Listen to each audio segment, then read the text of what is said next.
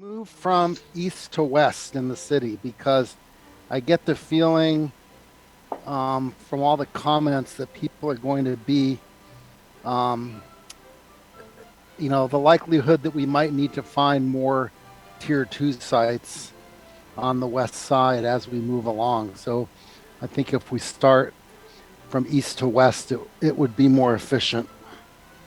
If I may ask that somebody who has their maps up from the narrative, who might direct me, I'd be happy to do it that way. Okay, does that make sense?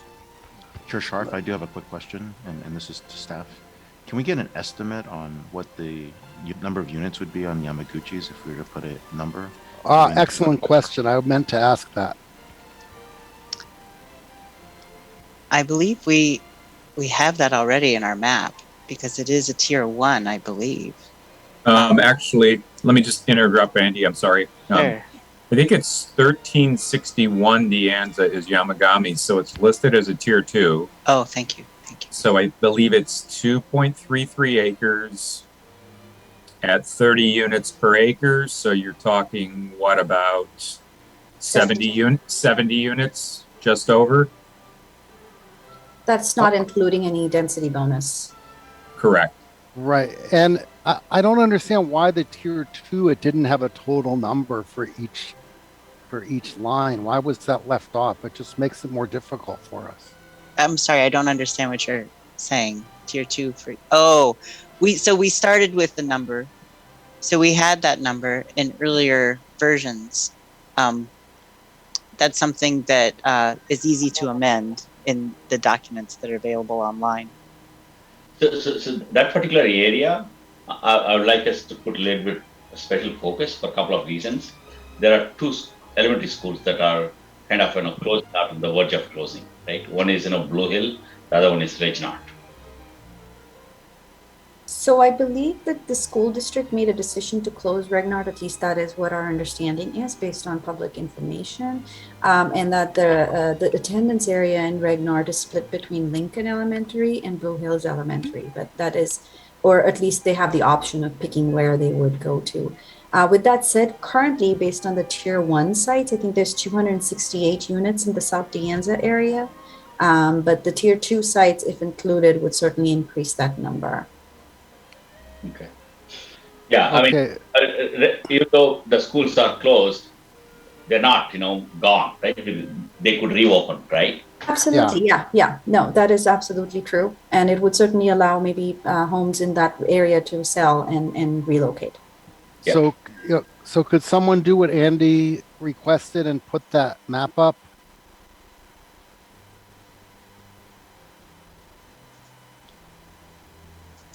Oh, shoot. Sorry. I guess not. Okay. I can put the map up. Go ahead. I was just asking you, Andy, what the request was because I wasn't sure what it was. Oh no, I had mentioned that we should be moving from east to west in our site selection, and Andy asked if somebody could put the map up. It's less about, I can put are you seeing my map? Oh, there we go. Now? That's beautiful. Okay. So I can put the map up, and if you want to tell me the priority. Okay, yeah. Why don't we start in, let's just go east to west. I think it would be from heart of the city east. I think that's where Rancho Rinconada, one of those 2. From Rancho, start with Rancho. Okay, which is 0, I believe. Yeah, Rancho is 0. Actually. Rancho is 0, and so is Fairgrove. So do you want to start with South Blaney? So we'll start with 11. So let's start with South Blaney then. We'll start with 11, and then North Blaney. So 9. Yeah. Okay, yes. And then Jolly Man, and then Garden Gate. So 6. So what are these units numbers here? This is how many. I recall last time we met, Chair Scharf, you had asked if we could see a total number for each of the areas. So I made sure that was included in this set of but this documents. is not including pipeline units, right? Correct. The pipeline. So this is one of the attachments for tonight. So these are all of the pipeline. Okay. This And also then- does not include the heart of the special areas, sir. Right, that's the next part here. So Right. Okay. so do you want to do all neighborhood areas first and then special areas? That's Actually, yeah. Scroll down a little bit. To the heart of the city ones. oh, you want to see the heart of the city Yeah. ones? Yeah. Okay. Just scroll down. You want to do more of those on the east? Yeah. Maybe. to begin with. Let's see. Yeah. Why don't we go from starting with, let's say, let's see, which would be good, which is more east. Yeah, I can't, it's hard for me to see that. Mhm. Well, we could start with North Valco Park, number 26. Okay, yeah, all right, start with Yeah, North Falcon Park. I think the South Valco Park is the South and North Valco Park are the easternmost. Yeah. Where's Okay, South and Valco Park there? Yeah, the green one to the right, like yeah, that's the one where Oh, what is that called? this right here, North Valco Park special area, right here. Okay, yeah. Okay, there is no South Valco Park. that right below that green is South Valco Park. South Valco Park is Oh, where yeah, you're there's right, some you're right. Apple Okay. offices on Main Street. Right, right. in There's Metropolitan. Yeah, there's no more units there, right? Correct. And then we can do Valco Shopping District. Yeah, okay. Yeah, so start with North Falco Park. And then we could do Heart of the City East. Okay.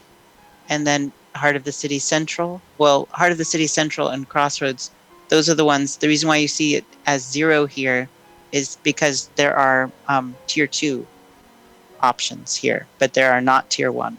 Right. So we will want to do those and see the tier 2 options. Okay. And then after that, I could do Homestead. Well, actually, there are no Homestead, excuse me. Well, what we do want to do South De Anza and make sure we add in the potential units at Yamagami's there. So You want to do tier that 2s. next? Yeah. Okay. South De Anza to number 23. And then Stelling Gateway. Yeah, we can do Stelling Gateway after that. So Okay. Stelling Gateway is down by Homestead and Stelling, right?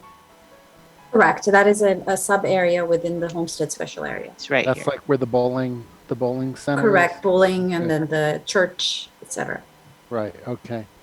All right. So let's get after started. Stelling, then we would do Bub Road, or do you want to come back and Yeah, we'll come back. revisit? But yeah, let's just get started. And then, after each one, if anybody wants to speak,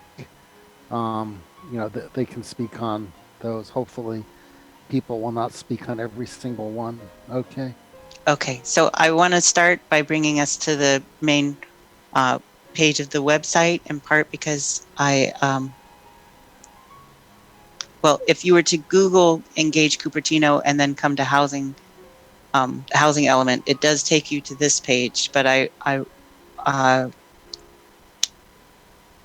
to get to that home page, because we're a hub rather than the main page, and until Google tracks us going to this page often enough, that's what you see with Google. So I want to make that clear. But from this page, you can still go to these other pages. So this is the part that I want you to see. We have taken, this will be familiar to you because it was part of the attachment at tonight's meeting. And so this is the main page for the site's surveys. And you can see here with each of the neighborhood areas, just like we were describing. So say you wanted to go to the South De Anza and share a comment about a particular site. This is sort of an overview map, but then you can see at each site, we describe with the address, the APN, the current general plan designation, the recommended new designation zoning, describes the parcel size. It includes the aerial photograph, the estimated amount of new units that would be involved with the site becoming or staying on our recommended list. The survey then asks, how do you feel about the site, and asks, can you say more about why you feel that way?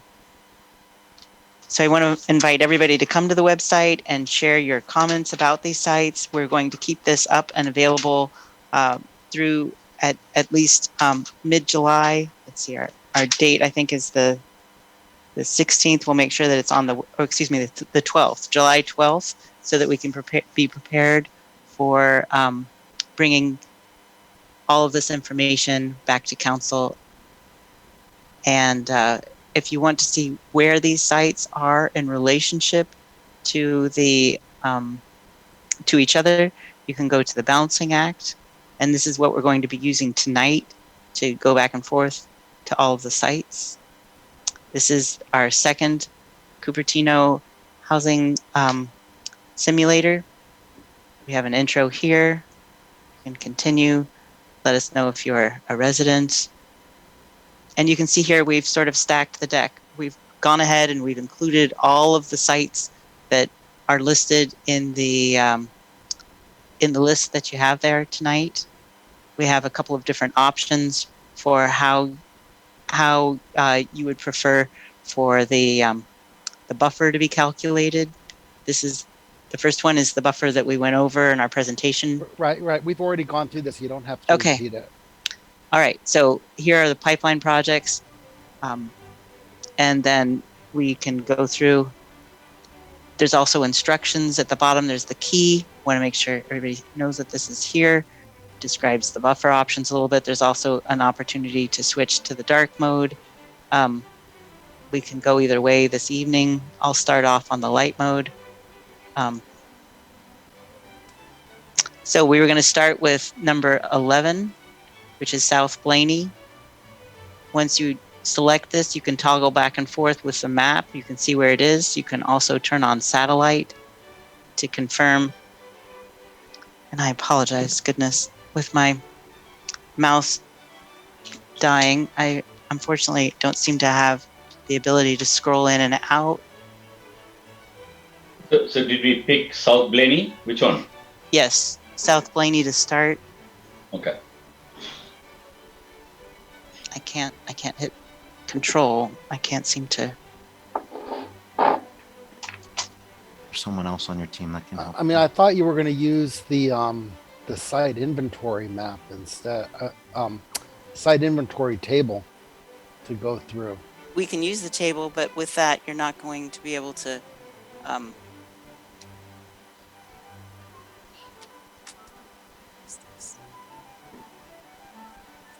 Because the table, is including the tier 1 and tier 2 for each.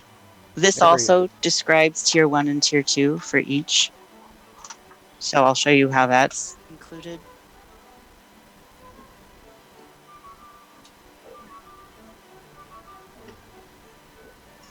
Hey, Andy, If just something is tier 2, then it zeroes out.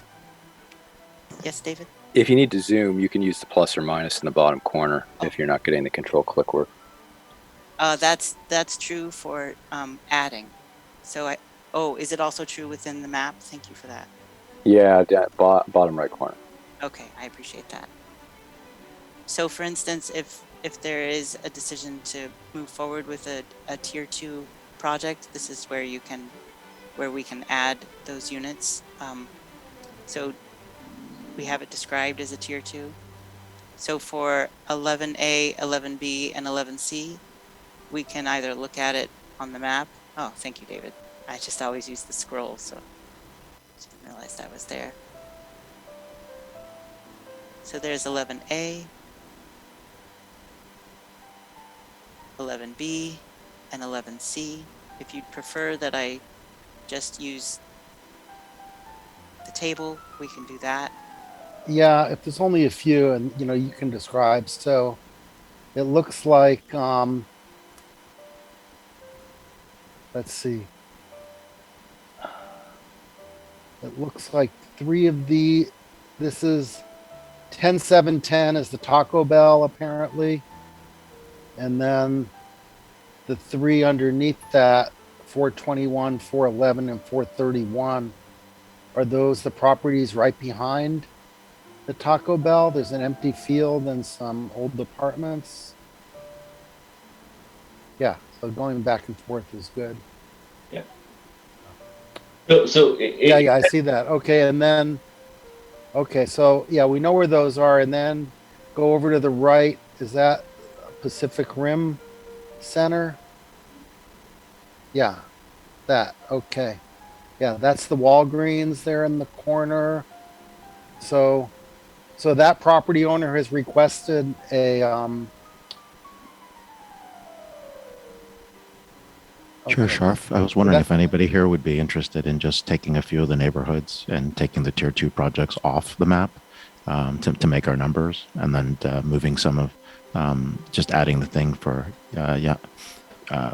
adding what we have in Yamagamas. I'm sorry. Yeah, I mean, I just don't want to, if we decide that we want to move more units from east to west, we don't want to, yeah, I mean, the tier 2 here doesn't matter, but the tier 2 on the other side does. But we may Keep the want to tier two. remove some tier 1s here too. Yeah, well. keep the tier 2s and tier 1s. Yeah, actually, I live nearby, so this place has been large retail space has been vacant for more than 3 years. I don't know what's going on there. I never investigated, but this is what it is. That 11A. Yeah, that's the old Tian Market. Yeah, exactly. It's got the best boba in the area with the Walgreens. So. Yeah, it does have very good. Yeah, Chair Sharp, I don't know how we are going to approach this. Like, if you're going side by side, we are going to be sitting on this all night, like, until tomorrow Well, morning. Right? you are correct that this may take till midnight to go through, but this is difficult. So why don't we take an area and ask for comments, because we have looked at this data, right? The spreadsheet came out, right? So okay, yeah, fair enough. I think you need to look at idea. South Blaney, sorry, South Dianza. Yeah, take one by one and ask for inputs from various commissioners, and then let me know if that makes sense. So can you put the table back up, Andy? Chair Sharf and Andy, I have a request. If you structure right now, we will gain in terms of people knowing how to make a contribution, both in terms of public input as well as from commissioners. But if you don't have structure right now, we'll get lost. That's what I think. Okay. So I like the suggestion. Let's look at each area, have public comment on each area, and then bring it back to the commissioners to see if anything needs to be removed or if any tier 2 needs to be added.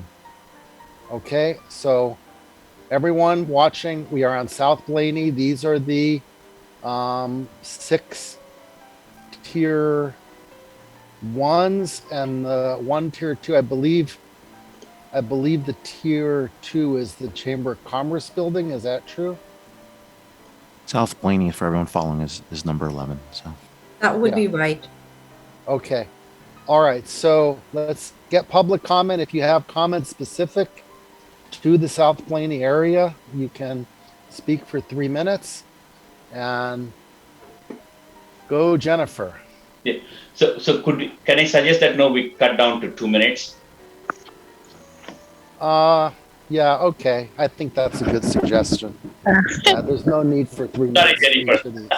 Okay. That's okay. Can you guys hear me? Yeah, we hear you. Go. Okay. All right. I was going to talk about 18D and 18C on Stevens Creek and by the high school. But this one, are we going to eliminate the Walgreens? I mean, we're already losing Yamagamis, which is that's horrible. Absolutely awful. HCD is destroying our city. I can't even put this into words. It is making me so upset. But we cannot lose the Walgreens. That has to stay. I had a mother in the hospital for a week, and we had to go and get medical stuff for her. I don't care what HCD thinks of the people in this city, but we still deserve medical and medicine. That we can't drive it through their stupid heads that we have to have amenities in this city. So they have to keep the Walgreens. What is the plan for that? And I don't, if we have to take this to the state level and vote on it and get rid of this dumb governor, this is what we're going to have to do, because we cannot eliminate hospitals and medical complexes and Walgreens in this city. There has to be a limit. So please keep the Walgreens. Thank you. Okay, thank you, Jennifer. I just want to point out that it's up to the property owner what they want to keep and what they want to get rid of. We don't really have control of it. And, Jennifer, you are right. We are going to lose a lot of, retail and commercial. And, there's not a lot we can really do about it. But go ahead, Peggy. Peggy Griffin, Thank you. go. I want to politely disagree with you, Mayor, Chairman Scharf.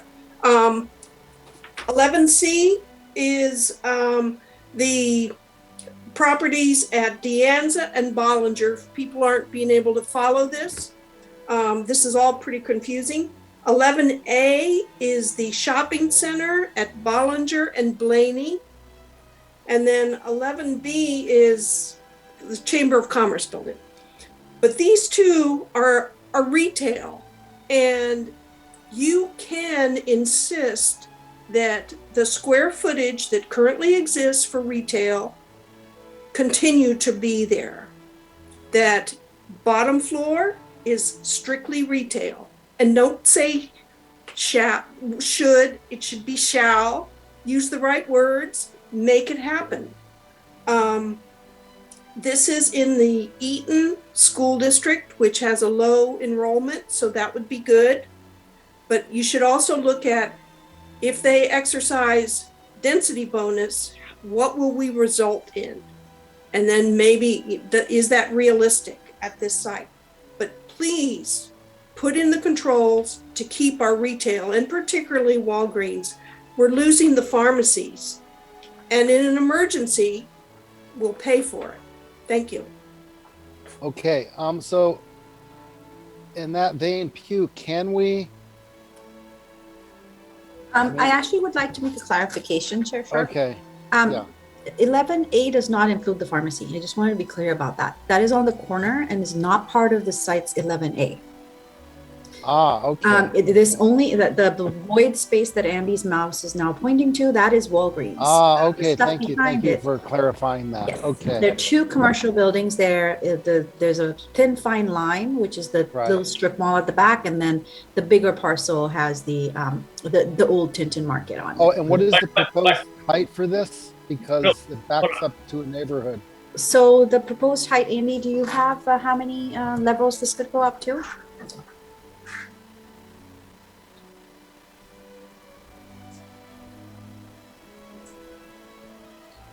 My gut tells me it'll be between 3 and 4 levels. Based on the density. Okay. Chair Sharp. Yes, go. Peggy's point is still valid, because the strip around the Walgreens is a retail strip. So I think, if we want to have any retail at all in the city, we have to, make sure that, those that are getting, upzoned for residential does indeed, have some retail there, the ground floor. I would say. Chair Sharp, if I may also No, address but they the get an second extra part. level, right? If they have retail on the bottom. We don't have a citywide policy regarding retail on the bottom and an extra level, but I will say two things, actually 2 words: state density bonus.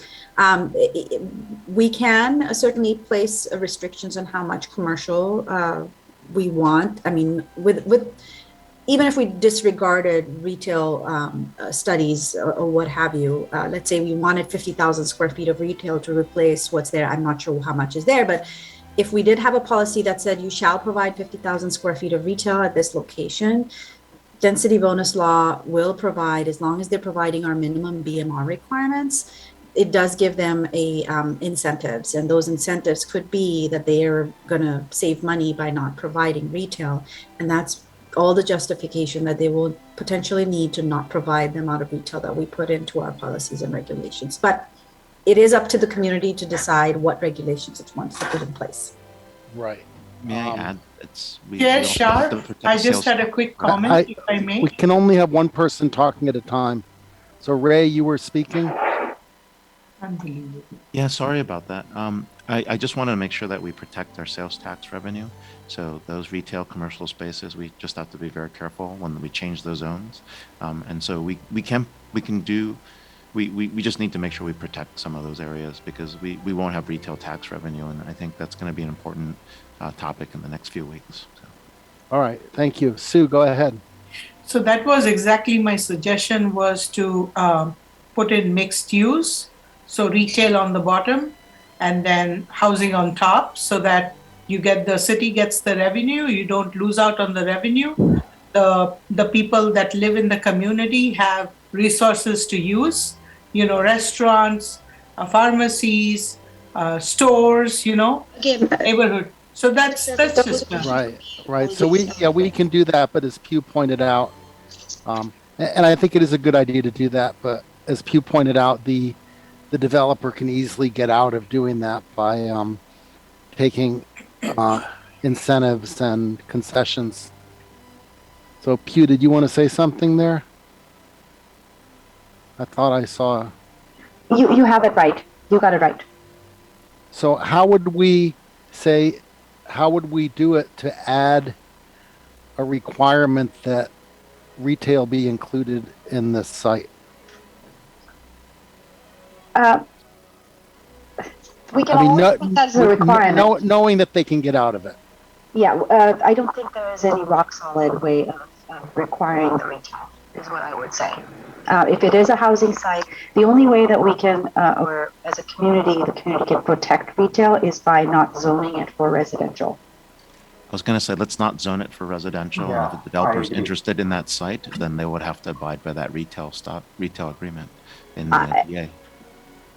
Right now, I will say that the site is zoned for 15 dwelling units to the acre, which is approximately, sort of townhome density, a little bit less than that, which is probably more beneficial to any developer. That is where their bread and butter is in terms of money making. So, okay, but so it can. So what you're saying is to not, if we don't include it, they could still build 15 units per acre. Correct. And if you do downzone it further, let's say you take the 15 dwelling units per acre off of this, then under SB 330, we do have to find other places where we make up that density. Right. Okay. So those are all very good points. So I think, that would make sense to not include it then. There were two more people that wanted to speak on this. South Wayne.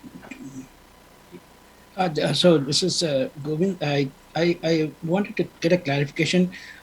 Is the whole Tintin market considered one parcel, multiple parcels?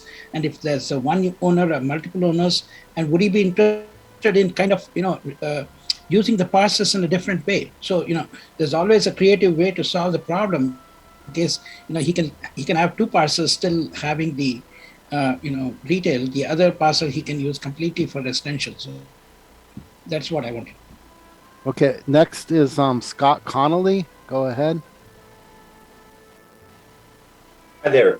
Quick question. Has anybody looked at the property that is directly to the west of the Tintin Shopping Center? It is a 2.5 acre small church that's made up of, in essence, probably 95% of it is raw land. I don't know if anybody's reached out to them. That's a question. Number two, I think it's a very important discussion relative to the commercial the city wants to retain and what they're willing to give up to get housing. I think that the more clear that the city can be on this in direction for landowners, the better. I know state density law does give a lot of benefits to developers. It also comes with some inherent costs associated with it. So it's not just simply a lever that market rate developers will pull. There's certain challenges as well with that. But I would say in respect to the property owner questionnaires, I'm curious if the Taco Bell sites have gotten that. Because I think it's one thing to ask a property owner in Cupertino, hey, would you like to have housing? It's probably one of the best areas in the country to build housing. likely answer is yes.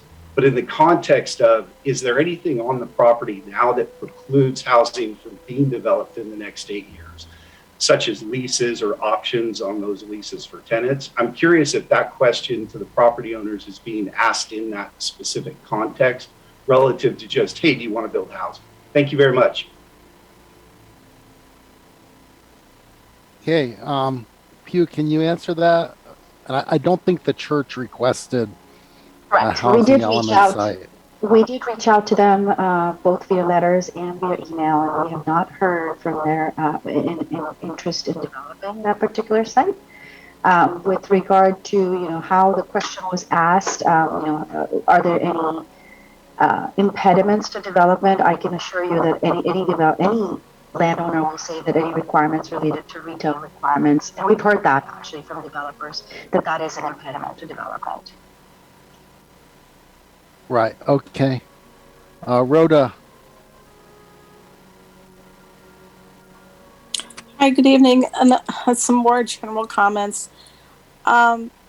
We need to work on increasing walkability in our communities, and losing retail means less walkability, less being able to shop local. And I'm concerned about that. And also to Ray Wang's comment about losing our sales tax. I'd like to get an understanding about how much property tax the city of Cupertino gets on for units, and along those lines, I'm really concerned about having a lot of rental units, because rental units tend to turn over more slowly than single family units, and that means that the property taxes will not go up as quickly as long as we keep Prop 13 around.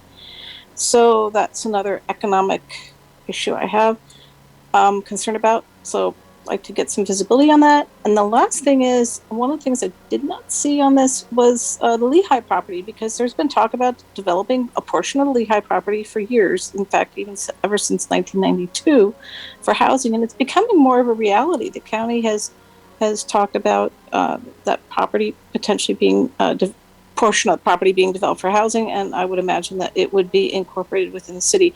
So that might be another opportunity to get some housing on. I get might be some West Mex stuff, but the other side, we'll just say that, Right. the non-density side. I mean, obviously, since Lehigh's not in Cupertino, we can't use it in our housing element. But it would be. Ostensibly, it would be annexed. I mean, so is Preston. I guess Preston did wind up getting annexed into. I know it was Los Altos at one time. Preston's. I'm hearing a shaking head, seeing a shaking head, because I remember the Preston neighborhood was going to be annexed from Los Altos to address to Cupertino City at some point. Yeah, I don't think Creston was annexed, was it? No, the city does have the ability to annex Creston if it so desires, because it's a county pocket less than 100 acres. However, that has not been the council's interest. But in any case, Lehigh would not be part of the site inventory. Oh, so I would like City Attorney Wu, if you could comment. Is there any way to require a site to include commercial if it's a housing element site, or if it isn't? If the TNTN, if Pacific Rim Plaza wanted to do the 15 units per acre, I mean, could we require that they continue to include commercial? And Chair Sharf, I think as noted and discussed here, it's first we start with our current zoning laws, and then it gets complicated because of various benefits that they might get from density bonuses. And so my thought here is, we focus on the site selections, and to the extent that you have interest in these various policies, to also add that to your recommendation for when council considers these sites as we incorporate this into our report to HCD, but we take those into consideration. Okay. Very good. Lisa, go. Yeah, I think it's not worth saying. It would be nice if the map was left up when we were discussing, because I'm looking at an 18-page document telling me what numbers, A, B, and C, but I don't know which ones are A, B, and C on the map. Yeah, okay, Andy's putting it back up. Hold on. I mean, that doesn't even tell us what's A, B, Right, and so C.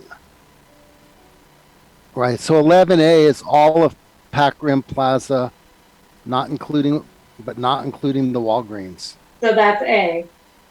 Yeah, that's 11A. I don't know why it's got in there twice. And then Well, the reason I needed to know that is because someone asked the height, and I think someone answered 3 or 4. It's 4 according to this page 13. But it's really hard to remember what your comments are going to be and the questions when you don't have all the information in one place. It's really hard. Anyway, I appreciate wholeheartedly the comments about walkability and the loss of retail, which we already don't have any of, and the loss of Yamagami is a bit disappointing if they really are interested in this, because they had people donating and doing all sorts of heroic things to keep them open during COVID. And then they were so appreciative and this, that, and the other thing, and now they're just going to bail. I mean, and they also own the Bobby's Cafe. So that's a little disappointing. But anyway, I'll move on. You can move on. Thank you. okay, Andy, what are you doing with that? Why do you? Can you just leave the table up?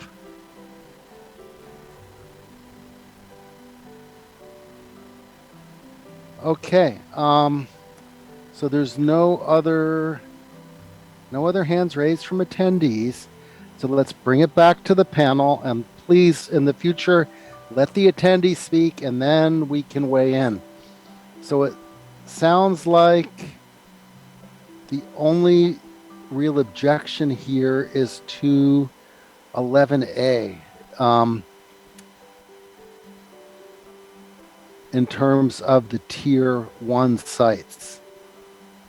So if we removed 11A, we would lose how many units? Is that 60? 95. 95. Oh, I'm sorry. It's my thing is being blocked. That okay, now I see it. Okay. Chair Sharf? Yeah, go ahead. Can I just a quick minute? I had a suggestion to keep the retail, and since the owners are going to likely lose it and to get the bonus, this is, I think, where we can add and change policy to get what we want. And so what if we change the policy to incentivize heavily discount the fees so that they will not consider losing the retail, and the city could consider how much money they're going to make in the future. So I'm proposing we change the policy here to fit our desire and have our cake and eat it too. Change what policy? The policy will add an incentive for them to keep the retail and have their bonus so that they don't get it. Or if they maybe just have the change the fee structure so that it becomes more desirable to keep the retail. Change which fee structure? What I don't understand. Either the bonus, that they can have the bonus and we can still keep the retail. I don't know if that's possible, but I'm saying this is where we can apply or change policy or to something like this to incentivize them. The attorney suggested that, and Pew also suggested that we could do something to make it more favorable for them to keep it. This is, I would, is there anything we could do, Pew, that you could suggest to get that? I'm thinking about it. I mean, one of the things that Okay. I can put it out there again.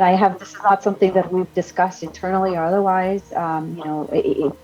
It's policy right now. We're here to discuss sites, but whether it might be a bonus for including retail, like some sort of a density bonus for including retail uses. I am not sure again whether that's even possible.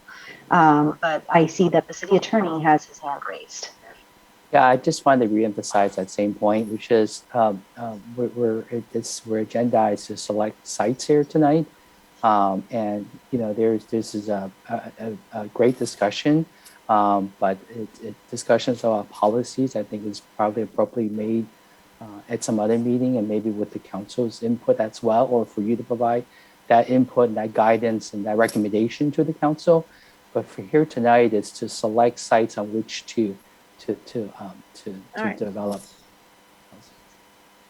Okay, and I think it was important that, as was stated, if this is not a housing element site, they can still build housing on it, but at 15 units per acre, and that may be appropriate given that it backs up to single family homes. And I mean, I've lived here a while. I know how crazy the residents behind that shopping center went just when there was a proposal for a cellular tower on top of the TNTN market. And, I don't think it's a good idea to allow, 4 stories here plus, the density bonus. I think it's appropriate at the 15 units per acre, and the townhomes would be appropriate for that parcel. Mm. So, Townhome density, sir, would be around the 20 dwelling unit mark, but I did just want to put it out there. so what is 15 then? Just really, really large townhomes. Okay, didn't I just say townhouses? Anyway. Okay. It would just give you more units. That's it. Yeah. So I like Chair Sharp's suggestion. So let's go with that. We need to be sensitive to the neighbors, right? Even though they're not here, right? So we live in the city, right? So we are here to serve the community as well as meet the needs of what's being asked of us. Right. I mean, I just point out that if we remove this site, we're not getting credit for even the 15 units per acre, right? Because that's correct, right? That is correct. Yeah. So we would have to make up this 95 units somewhere else. No, but given that they are entitled for 15 anyway, we might as well make it 20 as PU suggested and take credit for it. Yeah, I mean that's another idea. Or I mean, you can keep it at 15 and put it on and make it a site. But I guess if we made it too low, could the property owner say, well, just forget it, we don't want to be a housing element site anymore? Certainly, if there isn't incentive for them to redevelop, then they wouldn't. Right. So it's hard to know. But yeah, I think 20 would. I like Mooney's idea of 20. So let's keep it on the list, but at 20 units, 20 units per acre, and then change this number of new units from 95 to well, you can do the math there, 0.54 times. Anyway, yeah, I'm not going to do the math in my head here. So that would be 65 units total for the whole site. Right. Yeah, so that'd be 65 instead of 95. That's not a huge difference. We've only lost 15. Did anyone object to any of those sites in 11C? That's the Taco Bell, the empty lot behind it. And does that include displacement there? Because there are some units there. There are 2 homes, I think. Yeah. On towards the east side. Can you pull up that map, please? So why you guys are doing that? I do have a question, right? So we make it a housing element site, but it's not. We haven't changed the zoning on that at all, right? Or does it making it a housing element site change the zoning? I just want to make sure like those two are uh, No, it separate. does not. Okay, all right. Because we can keep the zoning there is, but make it a housing element site, and then We then have you to could do a actually. general plan amendment to increase the density from 15 dwelling units to 20. Yeah. And then the zoning would go from PCG, which only allows commercial right now, to PCG res to allow the residential uses. That's what I'm afraid of. I would actually. My inclination is to preserve that retail space and then negotiate somebody who wants to do something with it. So I will say under SB 330, under actually the Housing Accountability Act, if the general plan allows residential uses, then regardless of whether the zoning allows residential uses or not, anybody could propose under state law a residential project. So in this case, the current general plan is the commercial residential, and the current zoning is PCG. Whereas prior to 2018, yes, that would be correct. Now, a residential project could walk in the door, and there would be room for negotiations. And it could walk in at what density? At the general plan density of 15 dwelling units to the acre. Right, plus any density bonus. That is correct. Right.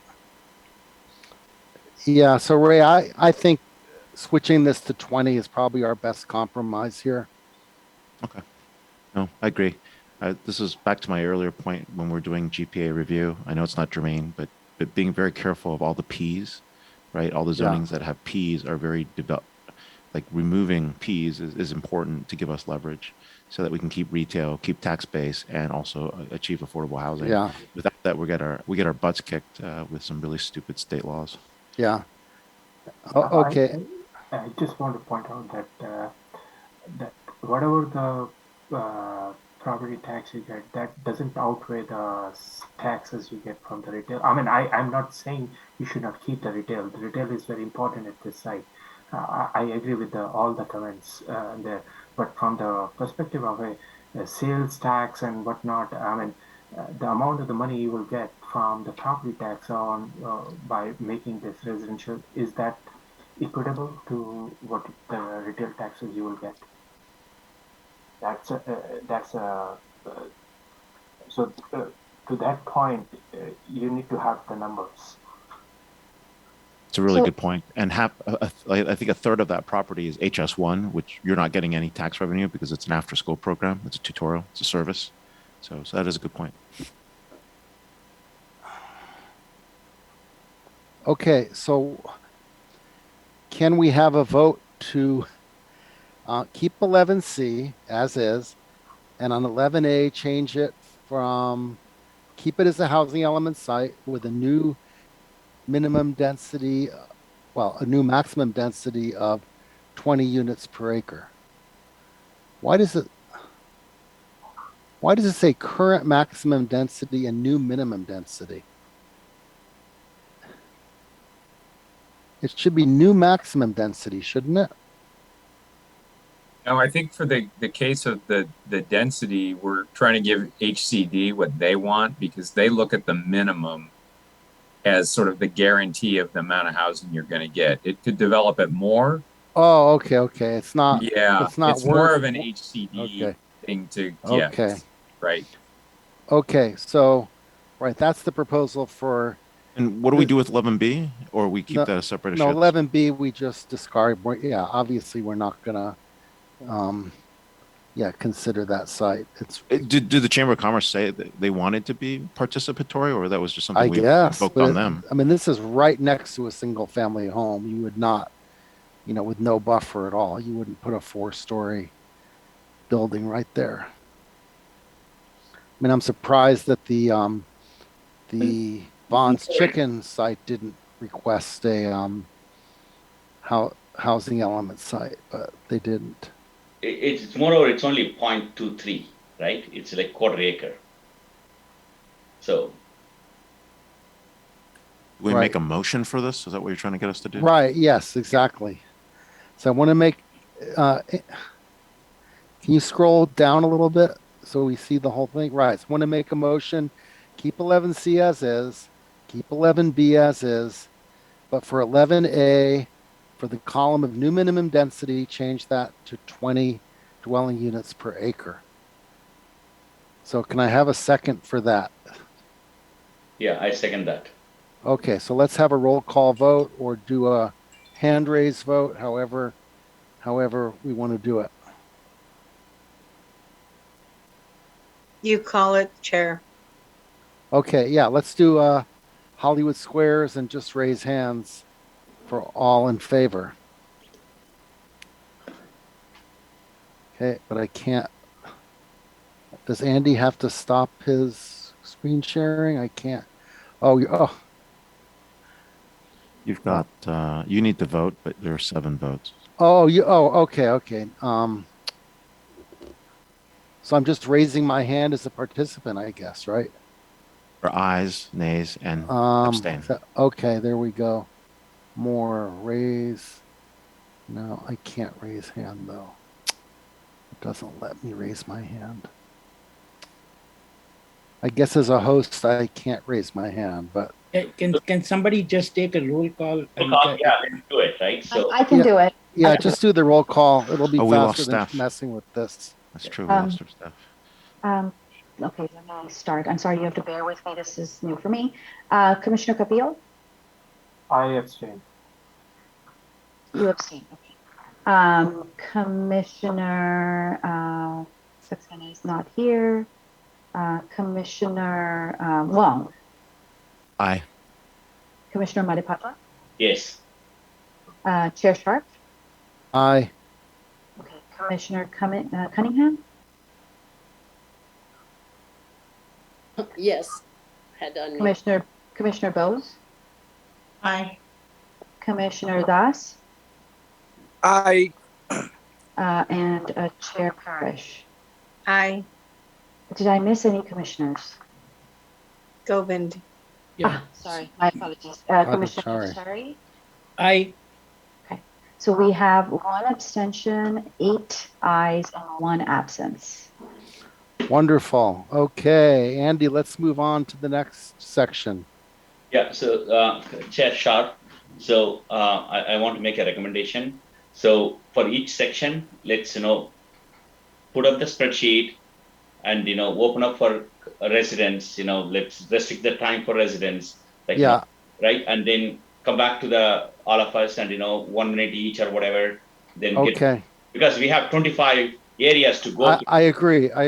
Yeah, let's do that. So please, no commissioner comments until the residents have finished. So Andy, bring up the next neighborhood.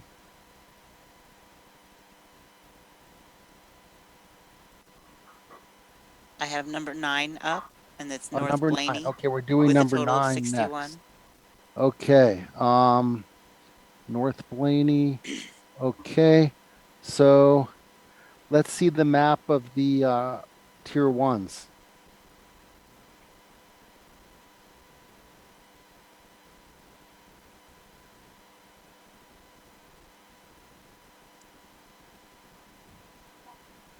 Okay. Oh, yeah, I remember this. Okay, very good. And the tier 2s are there too. Let's see the tier 2s. Tier 1 is the mini storage and the R2 building, which is north of Olivewood Street, and the tier 1s are everything south of Olivewood Street, which is all. I see. Okay, so the mini storage is not recommended. The mini storage and Is tier 2. the home, yes, those are the tier 2. Okay, all right, very good. So no comments from the commissioners. We will go straight to Sorry, if I may correct myself, it's the other way around. The mini storage and the home is a tier 1. The tier 2 is the apartments, which would involve displacement. Okay. And how many units would we gain with that displacement versus what's there now? I mean, looking at this, it's not a whole lot of gain, right? Because well, I don't know. We need to know what's there now and how many would be there. at that density. I don't know why that was not included in the spreadsheet. I'm sorry, So it would, Luke, could I request that maybe you could open up the old, the former Excel sheet and provide those numbers to us? Because I know we so had them available, but I can't have them both open at the same time. it's a 10 dwelling unit per acre difference, sir. If you look at the numbers, it's approximately 2.5. So that's about five and a Right. half So and so one and a it's a half. one So and about it'd be a 6.6. 1.5. It'd be a 50% increase in the number of units. Correct. Yep. Right. A And so that's 50% about a 50, increase. And how many units are there now? 108. 108, so it will be 154. Correct. 160. Right. 162. Yeah. Yeah. It's basically the point at Cupertino for those who are following. Yeah. Okay. So we're not going to discuss. We're going to go straight to the attendees. Go ahead, Lisa. Oh, I got to unmute you. Okay. I can't unmute you.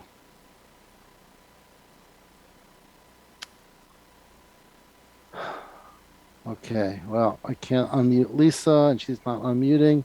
Let's go to Peggy Griff. Oh, wait. Okay. Wait, there's Lisa. Go ahead. Lisa, speak. I don't want to. Okay. Very good. All right. Peggy Griffin, go. This is Jennifer, I think. Oh. But I Now did it's want to Jennifer. speak. Okay. Yeah, okay, Okay. that's okay. Okay, go ahead, Jennifer. Oh my God, I'm going to lose my mind. Yeah, these, I'm glad the apartments are tier 2 because they just remodeled those apartments like a couple of years ago. I had to sit through the whole thing.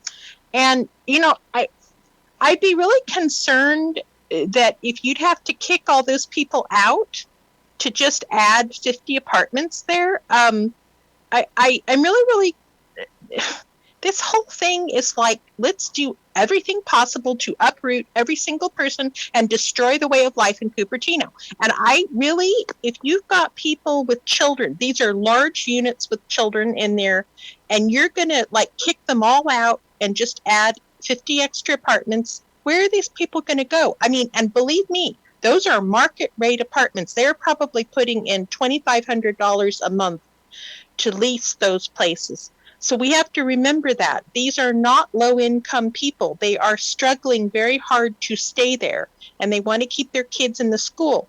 And I don't think HCD gives a quiz about anybody in California. They just want to make their little money, but they don't care that they're kicking families and children's out of schools. But I don't, believe me, if I was renting there and paying $2,500 a month or $3,000, I sure wouldn't want to have my lease broken to build some stupid HCD apartment complex. Thank you.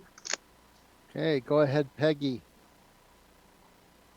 Good evening. A couple things. First, on the 9B site, which is the point, the 108 that you would displace, I am with Jennifer, I'm with Connie Cunningham. Don't displace people. When you do that, you end up with more expensive units. You don't help anybody. And so I would just leave it off. The other thing is that the proposed number of units, if you increased it, would be 162. 9A is the storage unit, and 9B is the residential that doesn't want to be on the housing element. So take it off. That's 10 units right there. Take her site off this list. Unless you have confirmation from her that she wants to be there. Also, the storage site is a very long site with one driveway at a corner where the Junipero Serra Trail is going to come, at a corner where all the neighborhood goes during school. This is a very busy corner during school opening and closing, and you're going to dump a total of 243 units. I mean, you have to look at the overall location of the site. So I would say leave 9C off, remove the R2, and Wait, where is 9C? 9B. Okay. 9B is the point. And Okay, then, right, okay. and the 9A has 2 parcels, and one shouldn't be on this list to begin with. The R2 part of it, which has 10 units. And the storage unit, I'm not sure you can put 51 units on that long strip. It's right by the sound wall. They have one driveway, but maybe you can. Okay. Anyway, that's my comment. All right. Yeah, Pew or Luke, can you comment on this R2, the Yeah. 9A, the second line? We keep hearing that. Is that a single family home or what? It has historically been a single family home. It is zoned for duplex use though. The property owner has not contacted us. Presumably she will not wish to be developed. That's what we're hearing. But again, this does not preclude her from continuing to be a single family home and living there. That's all I have to say about that. Right, but if we put something on there, those 10 units, when what is HCD going to say when the property owner has not expressed an interest in being a housing element site? Again, this is a planning exercise where this is not a very large number of units, as I mentioned before. It's a pretty small parcel. If the commission wishes to take it off, that's fine. We can take it off from a planning perspective, like a 10,000 foot level.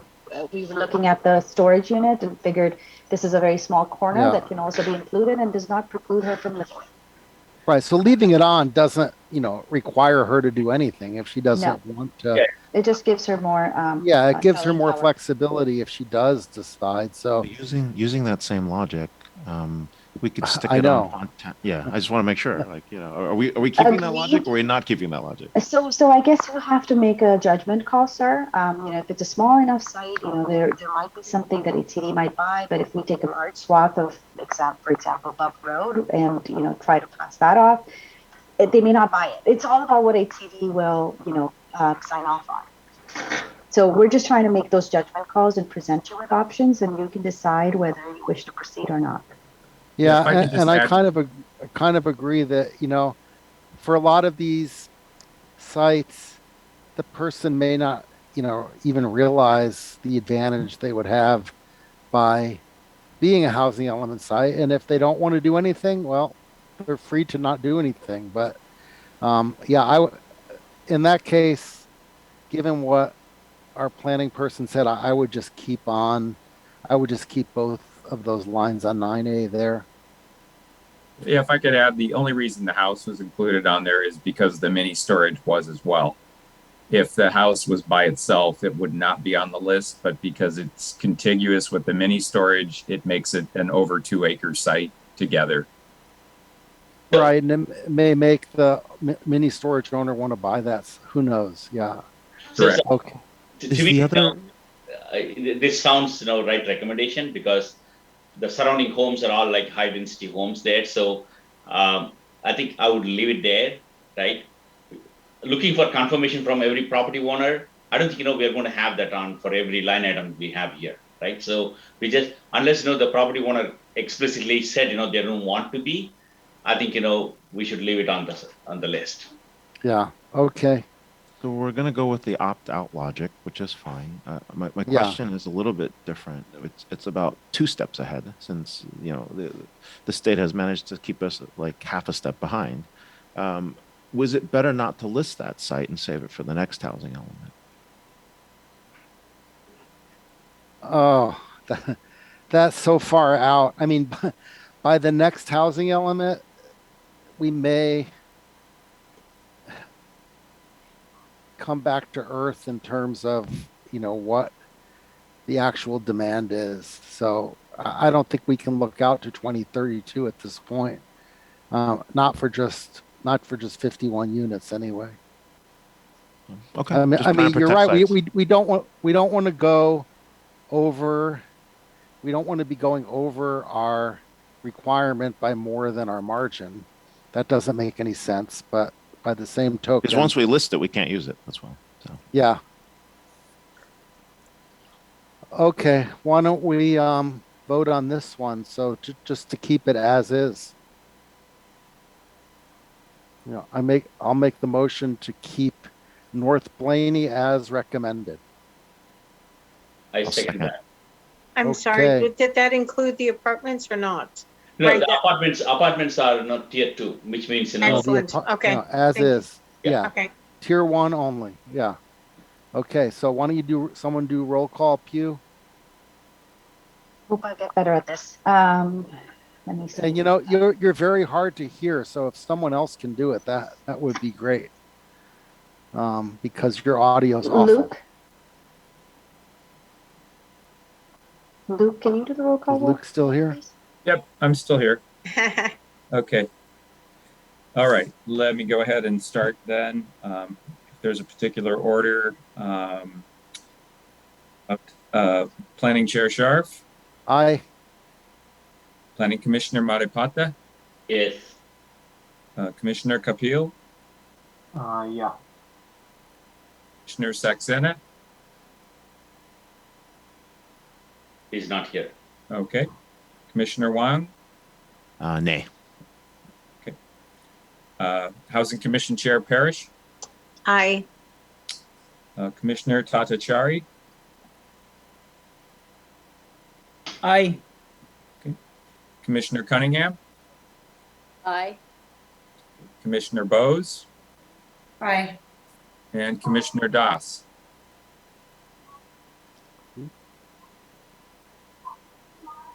It appears we lost him. Lost him. Yeah, we lost him. Okay. We still have a quorum though, right? Okay. How do you determine quorum? Is it the 2 commissions or is it each individual one? We have a quorum for housing. Good question. So who was it we lost? Angan Das. He lost Angan Das. Oh. Well, maybe he'll log back in. Okay, so Andy, let's go to the next one.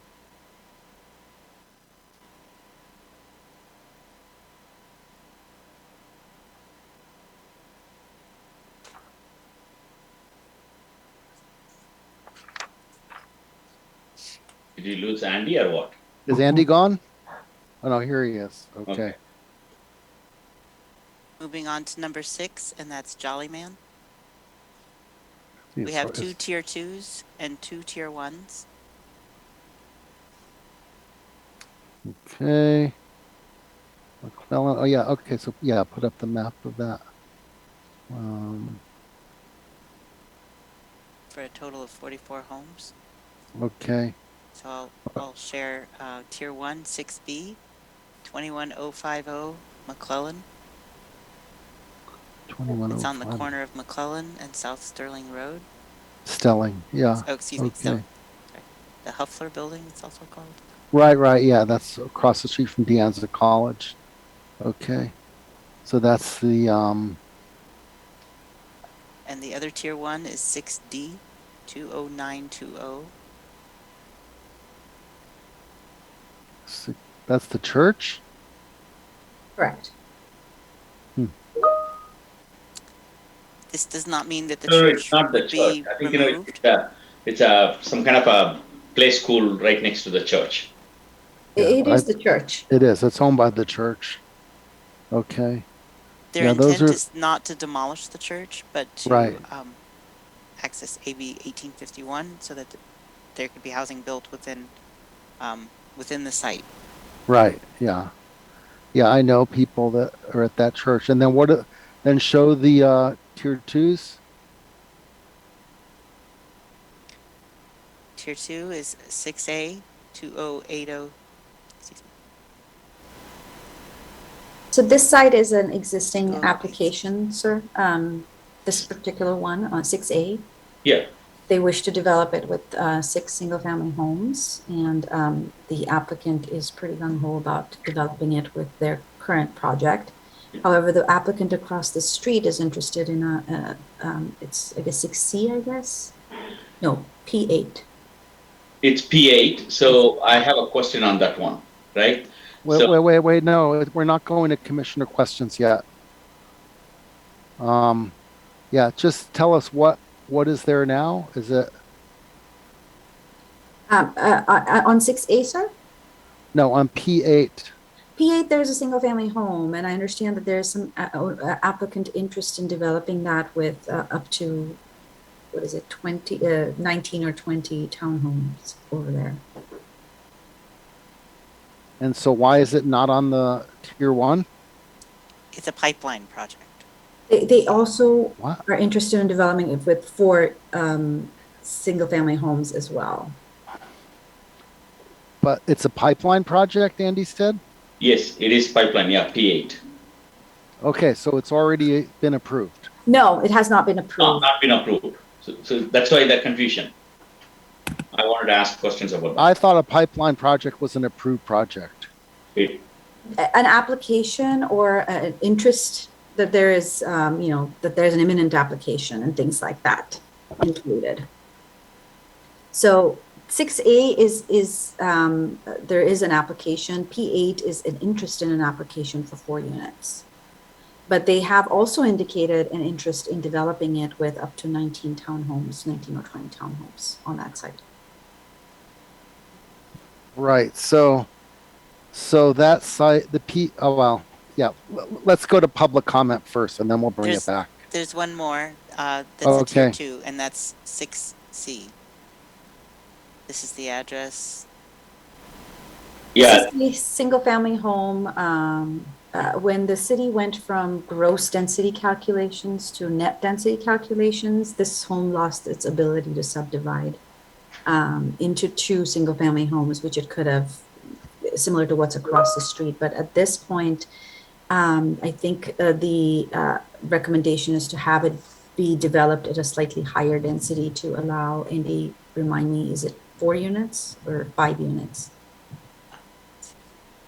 It's a tier 2 site, though. Oh, that's a tier 2 site, and I apologize. I can't have both Excel sheets up at the same time. Luke, is that something that you're either able to help with, or maybe you could forward that to David and he could assist? Okay. We are going to go to. Sure. Can we go to public comment? Yeah, we're going to go to attendees before we go any further. Go ahead, Jennifer. Be brief. Yes. I'm having a real problem with this church thing. I really was freaked out when we found out that the family church was on the X Cities development site. Nobody knew about it. This HCD, I am sure, does not intend, they may be doing other things like putting housing all over the city, but I cannot, heart in my heart, believe that they would be wanting to destroy churches. And I don't understand why the church is on here. It's not, I don't know what they're trying to do, but it doesn't set a good precedent. It means that churches, what are they going to do? Take over cemeteries? It's not, it doesn't set a good precedent. And I don't think that churches should be on this list. Now, if they want to sell the property and subdivide it with a developer, okay, that's one thing. But to start taking churches apart and doing things to them, to me, is like civilization has really gone down the toilet. And also that the one that's a pipeline project, I don't understand. I think Ray was concerned about, Planning Commissioner Ray was concerned about that one. How can you be a pipeline and then you're also trying to do something with the housing element? Give me a break. I'm sorry. Everybody is having a hard time dealing with this stuff. You can't, it's like the church. You have to either be a church or you have to just sell the church and build housing all over it. Or the other site, if you're a pipeline site, you don't get to be a housing element site. You're a pipeline site. Okay, thank you. Peggy. Thank you. I agree with Jennifer. I don't understand. I'm looking at page 1 of the spreadsheet, and P8 says it's a pipeline project, which I interpreted as already has approval to build. And it shows it as existing has 1, and it's going to create 3 housing units instead. If it hasn't been approved, then shouldn't it be part of the other group so that we can see the current density and everything? If there are other pipeline projects that haven't been approved, then why are they considered pipeline? Because the number isn't fixed. Thank you. Pew, can you answer that? So there is an imminent interest from the applicant to subdivide the property and have 4, we've been looking at plans to have 4 lots on that, which is why it's just included in the pipeline. However, there's also owner interest in developing, like I said, up to 20 dwelling units to the acre on that particular site. If that is of interest, yes, we're happy to include that at that density as a tier 1 site, pending commission's recommendation tonight. Okay, I'm gonna let, oh, no one else has their hand raised. Okay, so if we allowed it to be a housing element site, what would the height be? It would probably remain, when we talked to the person who owns the property, I think they said they could do 3 stories at 30 feet. And it would just be attached row home type of development. And so why would we be opposed to that? No, I mean it's. No, I mean, why was it not a tier 1? Luke, do you know, or Andy? No, I can take a stab at that. I know when we were going through the list, it was double listed. It was put in both the pipeline project and was listed as a tier 1. In my opinion, it should just be listed as a tier 1 because it does not have the same level of entitlements as all the other pipelines, which are fully entitled projects. So that's the only one that I think it's a supportable project. There's applicant interest, but it is not a pipeline in the sense of, say, Valco, the Hamptons, or Westport. Right, okay. So, but yeah, it's an error. Yeah. It should be put on tier 1. Yeah, I would favor tier 1. Let's hear from the other commissioners. Go ahead, Connie. Okay, thank you, Chair.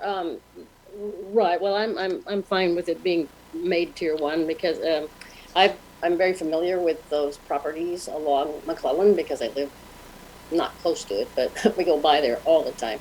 And I had a friend who was interested in this 20860 McClellan, which is like right across the street from it.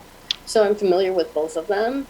And I had spoken at the ERC about this 20860 when they had put in an application, excuse me.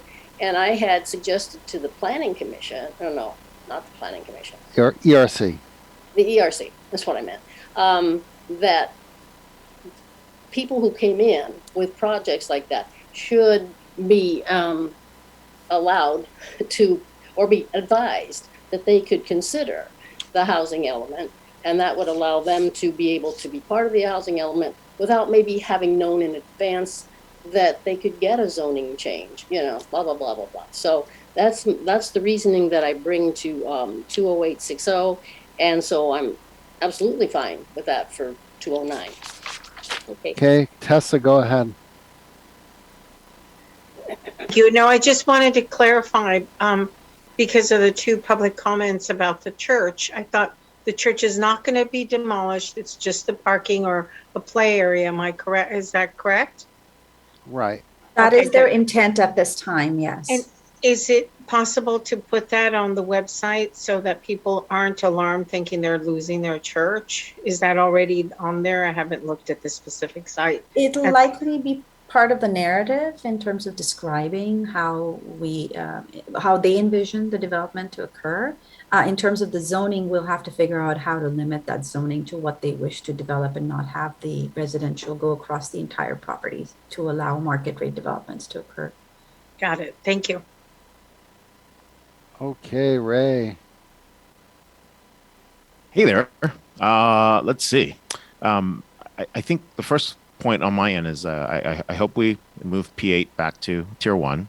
I think the 2 tier 2 sites should probably be tier 1 as well. That would actually make things a little bit easier. and I think the other sites are here. And then the last point, I just have a question, and this is just only because we may all encounter this. If I'm a member of this church, do I need to abstain on the vote for this? So just, I'm not a member, but just in case some people here may be. I would So- defer to the city attorney on that question. City attorney, if I'm a member of the church, I go to this church frequently, do I abstain or do I not abstain on this one? So that's, I think, a political reformat question. It calls into play a number of questions, including whether you have a financial interest, whether that interest is different from anyone else. So the bottom line is, Ray, it's difficult to answer, but my gut sense, if I was to make a speculation, is that it's no. Okay. All right, cool. Thanks. Govind, go ahead, Govind. So I got a little bit confused. There was a remark made that so has to go around to that the single family thing. Is can somebody clarify where is if we have to convert this into a site, housing element site, is there some kind of a challenge in terms of using it? If I may, through the chair, I'm not sure which site we're talking Which about. site? Which site, Govind? Which is Can we put up that spreadsheet? Can you please share the spreadsheet? I mean the site where there is a church and part of the church they want to develop it as a residential unit. Right. So what's the question? The question is, somebody was saying that somebody has to go around. So is there going to be an issue in terms of development of the row homes, in terms, how they are going to go into the property? No, we did not talk about access issues. Okay. I just wanted to indicate that this would be another site added to Area 6, which is the Yes. Jollyman neighborhood. And then the density would be, it would be rezoned to P-Res. Currently, it's an R110 site, I believe. It currently has a maximum density of 5 dwelling units to the acre. That would be increased to 20 dwelling units to the acre. I just wanted to make sure that I understand that correctly. Right. And so how big is it? A half acre? It's 0.99 acres. It's almost 1 acre. Yeah, it's just a shy of an acre. So do I get to talk? I have my hand raised for quite some time. Yeah, go ahead. Okay. So this is right in my neighborhood. I know about every one of these properties. So I have a comment about each one of them, right? So I think 6A, I think, let me, can someone share the spreadsheet, please? Yeah. 6A, I believe, that should become tier 1 if the property owner is already asking for, building something there. I don't know why it's not tier 2, which should become tier 1. That can actually become a pipeline project. No, just make it tier 1, right? So we can start counting it because we Pipeline know. project gets counted. Yeah. So okay. So that's about 6A. P8. My understanding is, because that owner reviewed their plans with me, and I'm sure they did it with the other planning commissioner as well.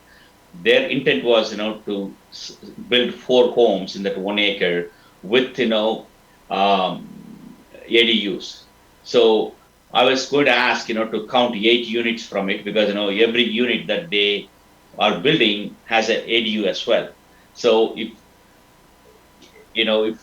later on, if that gets upzoned to, like 20 units, like row homes or whatever, so be it. But at least, we should be counting 8, not, 3, as shown in this spreadsheet. So the spreadsheet will be corrected. Like I said, if this is the Planning Commission's recommendation to include the 20 units, or at least 20 dwelling units to the acre, depending on what their acreage is, we will account for that. And that's why I was showing it would be struck off as P8 and would be added into this list as 6E. So my warning against the 20 dwelling unit density is it's surrounded by single family homes that are like P7.5s. So we got to be a little bit sensitive to the surrounding homes. That will be the commission's decision to make, and but they are able to do the development, I understand, with the same 30 foot height with the row homes. Okay, row homes 30-foot height, and it can be 20 dwellings per acre. Roughly, yes. Okay. So then that designation for P8 is fine. 6A we already talked about, and 6B as it's listed, I think that's okay. 6D, I agree with the residents' comments. I'm a little bit disappointed to see churches getting converted and all this, right? Because the place of worships are places of worship. So, but if that's what the owner wants to do, I guess we need to allow it. But I'm a little bit disappointed with what's happening there. On 6C, I suggest that's such a small unit. I think it's about what, 0.3 acres, 0.25 acres. What is it? 0.3. So 0.33.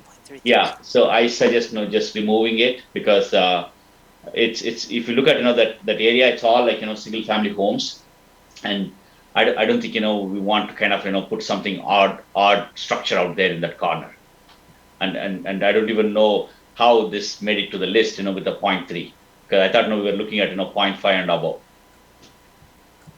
I believe this was an owner interest, unless Andy, correct me if I'm wrong. Yeah, that was. They have been wanting to subdivide for a while. So okay, I would rather look at the subdivide request than doing something really crazy there. Interestingly, of course, they can use SB9 to subdivide. Exactly. Yeah. You can do a lot split with two ADUs and 2 units, and so. Oh wait, Connie, did you have something else to say? Go ahead. I had one question, one comment. My question was on the 6A. Then what is the amount of homes then that are expected? It says RES medium 10 to 20, but if they could build a multi-family unit house, that could be like 40 or something. Let me. That particular property owner is really invested in the development that they're pursuing right now, which is a 6-unit subdivision. I think with each has its own ADU. I think that is so far along in the process. I would actually just take that as a pending project, like a pipeline project. Yeah. That property owner wants to go to hearing if they could next week. Yeah. Okay. Yeah, I agree with you, Pew, but I think we should count the ADUs as units. Well, we can't. We'll have to look to see if we can. If we can, yes, we certainly will. Why not? Because we are counting in other places, right? Like I said, we'll have to just confirm that before I can affirmatively state that yes, we'll count the number of ADUs that are in there as well. If we issue building permits, yes, not a question, not at all question. In terms of pending applications, if we can, yes, we will. Okay. Well, personally, I would leave 6A on there because I think there's a much better chance of it becoming a housing element site than it getting approved for what the owner is asking for now. So I don't see any upside in removing it. No, nobody's suggesting to remove it. We are saying, 6A, increase the count that we are counting, from 2 to like 8 or something like that. No, well, okay, but I would prefer it not to be the well, this is what now, a P what? 6A. 6A. Yeah, 6A. 6A. It would not become a P anything. So it's R1. It's R1 7.5 now, and he wants to subdivide it into 4 units and 4 ADUs, or was this the one with 6? No, this is the one with the 6 lot subdivision on Cherryland Drive Lane, whatever it is called. Yeah. And that property owner is very motivated to redevelop with his 6 that he's allowed under state law. It's Stephen, that's 1 acre lots. There are 3 1 acre lots there adjacent to each other. One of them has been already built as 3 independent homes, big ones. and this is an adjacent lot, and I think they're going for what, 8, you said, Pew? 6 single-family homes, so 5 net new of 5. Yeah. So, and with the ADUs, right? So that's their ask. Oh, so if they're already they're already entitled to it. I thought this required city council approval for something because they couldn't split the lot equally or something. Or am I thinking of a different one on McClellan? No, you're thinking of the right one, but there's more nuanced. There's a more nuanced answer than I can provide at this time about that. But I can tell you that they're very motivated in getting their entitlement. Yeah, I know. Just keeping score here. 6A, 6B, 6D, are we making them tier 1, and 6C we're taking off the list? Right, 6C we would take off the list. Right. Chair Sharp, before everybody started talking about that one property, I did have one other comment I wanted to make, because several people had said their objection to having a church provide housing for affordable housing, and I wanted to express my own opinion, which is that I think it's quite a good thing that any entity would be interested in building affordable homes for people in our area. And so I just wanted to go on record that, other people don't disagree with me, but I wanted to say that because I think it's really important. That church wants to do it, and I guess I support them. I think. Yeah, I mean, if the church wants to do it, they can do it. Go ahead, Ray, and let's finish up 6. I believe that church is also where a bunch of folks are parking their cars in the middle of the night. There's a safe park program there that's going on. So that church. Yeah, I didn't know that. Okay. I believe that is, from what I remember. They do. Yeah. Well. Okay, Govind, can you do a quick comment here?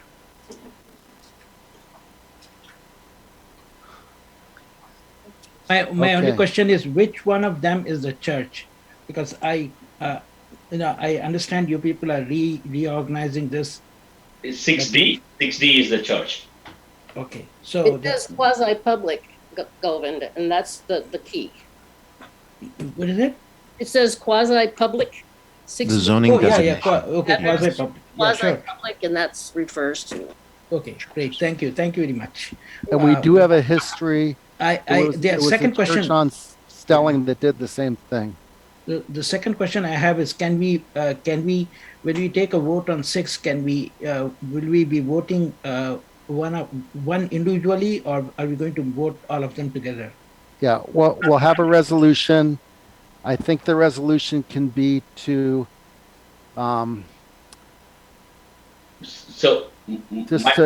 to keep it as is. Actually, we don't want 6C. Yep. And 6A is already happening. I'd like to make 6B, 6A, 6B, 6C, 6A, 6B, 6D tier 1. Yeah, I'm fine with making 6A tier 1 as well. Yeah. So taking 6C off the map. Yeah, that's my proposal, right? So precisely what Ray suggested. Okay. May I make a motion? Yeah, go make the motion and let's vote and move on. Sorry, I'd like to make a motion for. Oh, sorry. Someone taking 6C off. Why are we taking 6C off? No, we're not taking 6B off. We're taking 6C. The one that you said. 6C. C as in Cunningham. Because it's a tiny parcel, 0.33 acres. HCD doesn't even want you to use that. Oh, okay. Can I make a comment about that though? If Who this is that? a SB, this is Andy. Yeah. Just quickly. So if this is an SB9 site, because we do have property owner interest, it is an SB9 site that you could get credit for with your RENA. So as far as okay. And it's in a high transit corridor. So no, if it's a SB9 split, like 2 lots or whatever, so that's okay, right? That's right. As long as there's owner interest, that's the only way that you can get credit for any SB9 sites is when there's express owner interest. But we would not have to change the general plan designation or the zoning designation in order for them to avail of SB9. So I would suggest that the motion include keeping the general plan designation and the zoning the same, but change the notes maybe to say it's an SB9 subdivision is anticipated. Oh, okay. So keep all 4 but change 6C and say SB9. SB9, but make all of them tier 1, basically. Chair, I'd like to make a proposal to make 6A, 6B, 6C, and 6D tier 1 and move P8 to tier 1 as well. Yep. Okay, but and make 6C SB9, right? Yeah, that is fine. And make 6C SB9. Okay, yeah, I'll second that. Yep. I just want to know whether there's a way to independently vote on 6D. I want to honor the sentiment of some of the people who don't feel comfortable with. Okay, let me revise my motion to make P8 a tier 1, making it 6E, 6A, 6B a tier 1, 6C an SB9 site, carving out 6D for a separate vote. Is there a second on that? I would like to rescind the last motion and substitute it with this. Yeah, I second that. I don't second that. No, I don't second it. Well, no, someone already seconded it. It doesn't matter. Just make the vote no, and then vote on 6D separately. As I intend to vote no. Okay. And to vote no. Okay, so go ahead, have a roll. Oh, hold call on, vote. Here's the discussion before you do the roll call. You can vote yes on that and then vote 6D in yes for something else later. Yeah, I know I could, but I think that's ridiculous. So Okay. if you remove 6C from here, it doesn't make any difference. You will still get the credit for it. No. No. Oh no, we're keeping 6C, right? We didn't Keeping remove 6C. 6C and designating it in SB9. SB9 tier 1. Yeah. Right. We're still keeping that. We're removing 6D for a separate vote, is what I was saying. Separate vote, yeah. But that doesn't make any sense because isn't that the owner's wishes? So Yes, even if we I don't vote know no, why you would remove 6B for a separate vote. The owner wants. We'll come back and vote on it. It's ridiculous. They're not removing it. We are respecting Commissioner Kapil's wish to vote on 6D separately. Attorney Wu, I believe this is how it works. If you want all 4 voted, you vote yes on this first proposal, and then the second proposal will vote for 6D. Depending what it is, you can vote it in or vote against it. You will have the same effect. This is only to honor Commissioner Kapil's wish. That's all. It's just parliamentary procedure. Is that correct, Attorney Wu?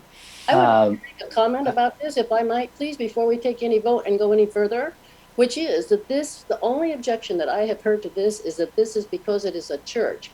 And somehow that is starting to run real afoul of church, state, yada, yada. And so I would like to have a little pause in the action before we say that we're respecting somebody's comments about what a church is doing as opposed to what somebody else is doing.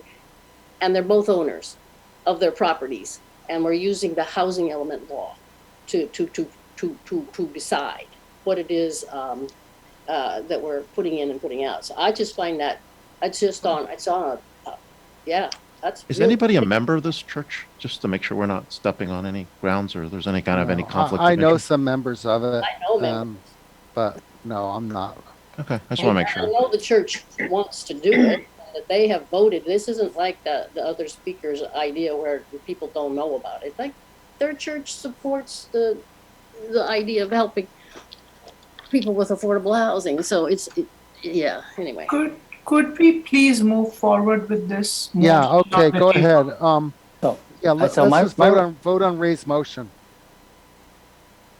And keep in mind on the discussion, if you vote no, then Yes, we you understand repropose. that, Ray. Thank you. Okay, go for it. We need a roll call. Just so the record's clear, Ray, Commissioner Wong, can you just restate your motion and then hear the second, and then that everyone's clear on what motions you're voting on? Okay, so the motion was made to make P8 a tier 1, to include 6A, 6B, and 6C as tier 1, with 6C as an SB9, and leave 6D as a separate vote. That's the motion. There was a second, and then that's what we're in discussion for. Is that how everybody ask sees for it? clarification, sir, just really quick for P8. P8. So it's clarified, 20 dwelling units to the acre max on that particular site at the same height of 30 feet. I just want to make sure that we have that right. That's correct, yeah. Thank you. Okay. I seconded the motion. Yeah. So let's have a vote. Okay, Planning Commission Chair Sharp, No. Commissioner Matipatla, Yes. Commissioner Kapil, I have a clarification. 6A, B, and C, I have yes. 6D, I have no. No. That's not the vote. That's not the vote. We're going to vote on 60 Just separately. vote yes or no. Okay, yes, then. 6D is a separate vote. Okay. Yes. Commissioner Saxena, Not here. not there. Commissioner Wong, Aye. Housing Commission Chair Parrish, Aye. Commissioner Tatachari, Aye. Commissioner Cunningham, No. Commissioner Bose, Aye. and Commissioner Doss, I believe, is absent. So that was a Okay. 6-2 We need our vote. chair. Chair needs to vote. I already voted. He said no. Cool.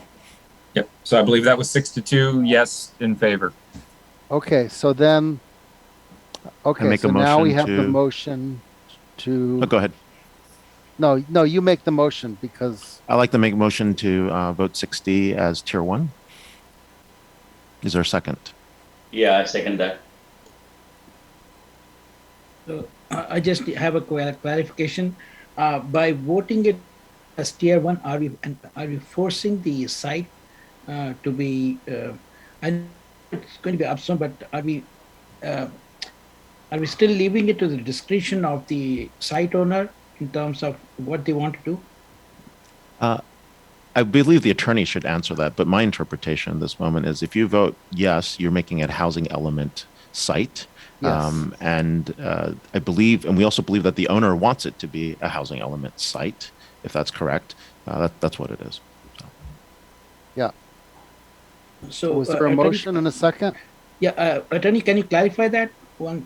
Just that still, I mean, because if the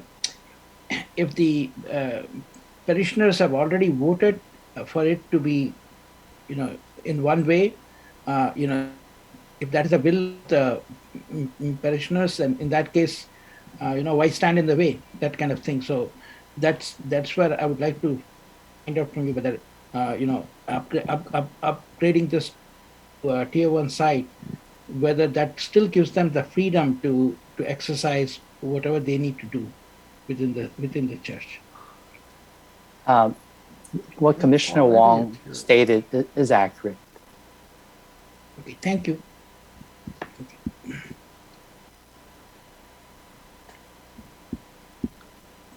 Okay, so we're ready for a vote? Yes. Sure. Can we call for a vote? Oh, yes.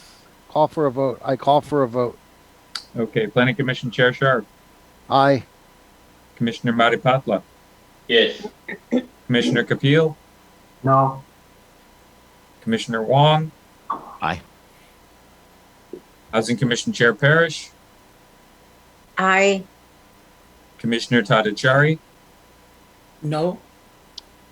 Commissioner Cunningham, Yes. and Commissioner Bose. Yes. And that was also a 6-2 vote.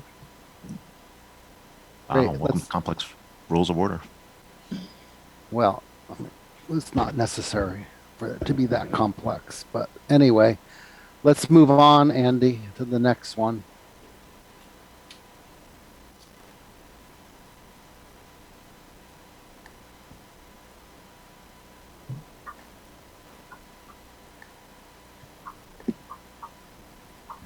Okay. North Valco. Okay, this Cupertino Village, right?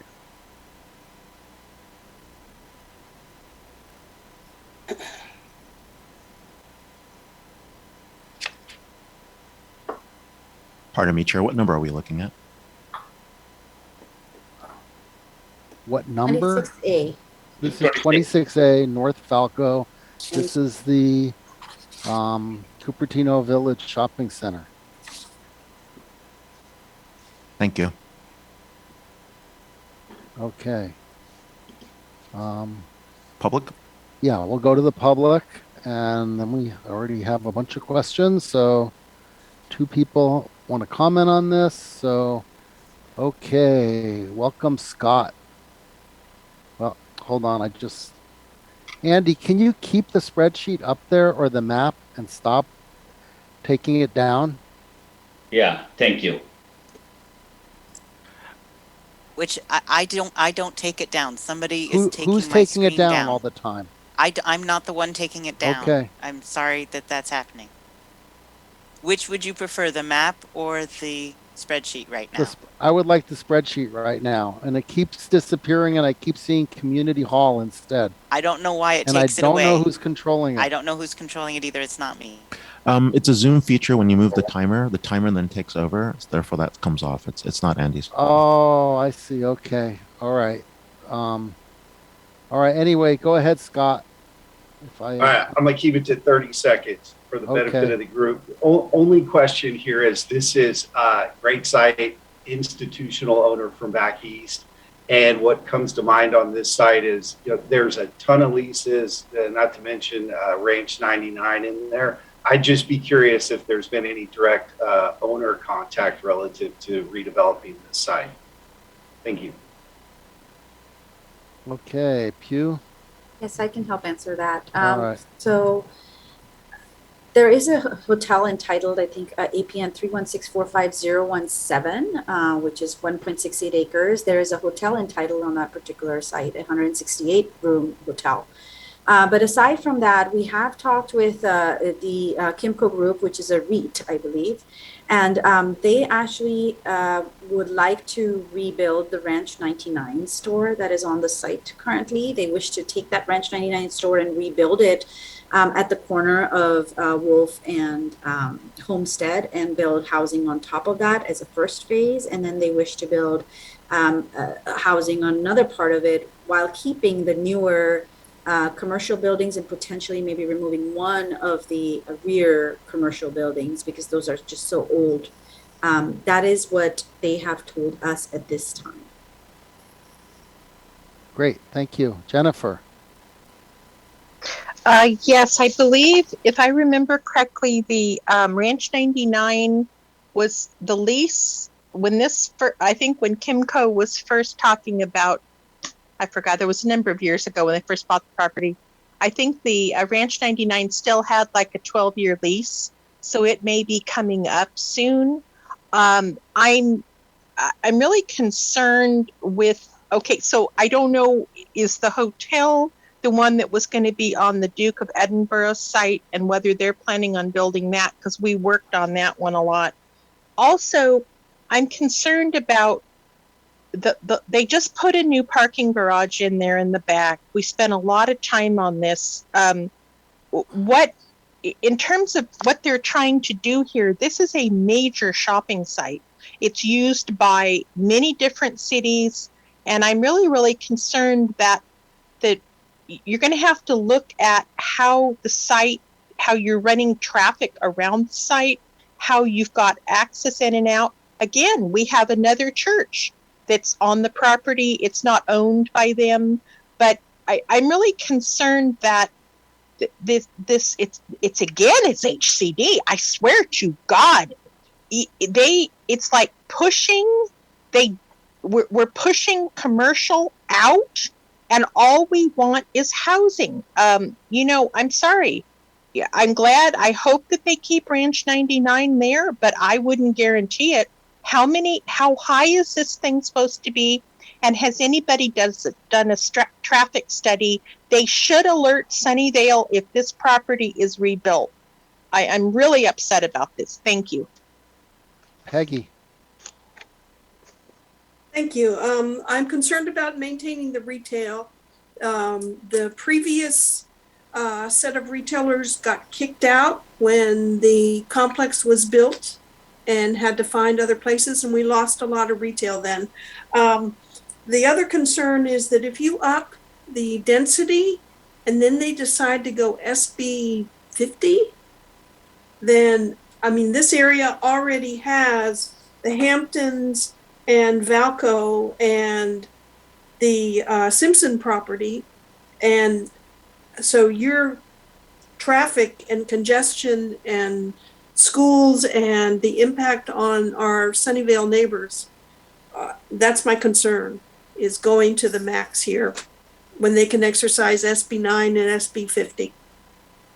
Thank you. Okay, thank you, Jennifer. I'm sorry, Peggy. Let's bring, wait, Peggy, I need to, okay, you lowered your hand. Okay, so let's bring it back to the commissions. So Pew, I thought that originally they wanted 500 units here, but now it's how many? So again, because of how density law works, density bonus law works, we kind of were trying to keep the densities fairly nominal changes to the density so that they can actually account for all our BMR program requires them to provide a certain number of very low income units, and that entitles them to a fairly large density bonus. Right. They are looking for the kind of development that they're looking for. In response to other questions that were asked, they intend to keep, at least they've told us that they intend to keep the garage parking structure exactly where it is, and the residential would be set back from the Sunnyvale residents. However, the Ranch 99 lease would be renewed at the new store. Apparently, they've already talked to Ranch 99, and Ranch 99 is very excited about having a new store. And there would be housing on top of the Ranch 99, closer to the intersection of Homestead and Wolf. That's what we Right. told at this point. Okay, so we would get a bunch of VLI units from this then. Correct. Okay, and by the way, it's 99 Ranch, not Ranch 99. 99 Ranch. Amen. Correct. I was about to tell that. I was dying. It's 99 Ranch, not yeah, Ranch. one of my adult nieces gets so mad when everyone calls it Ranch 99, but I used to do it too.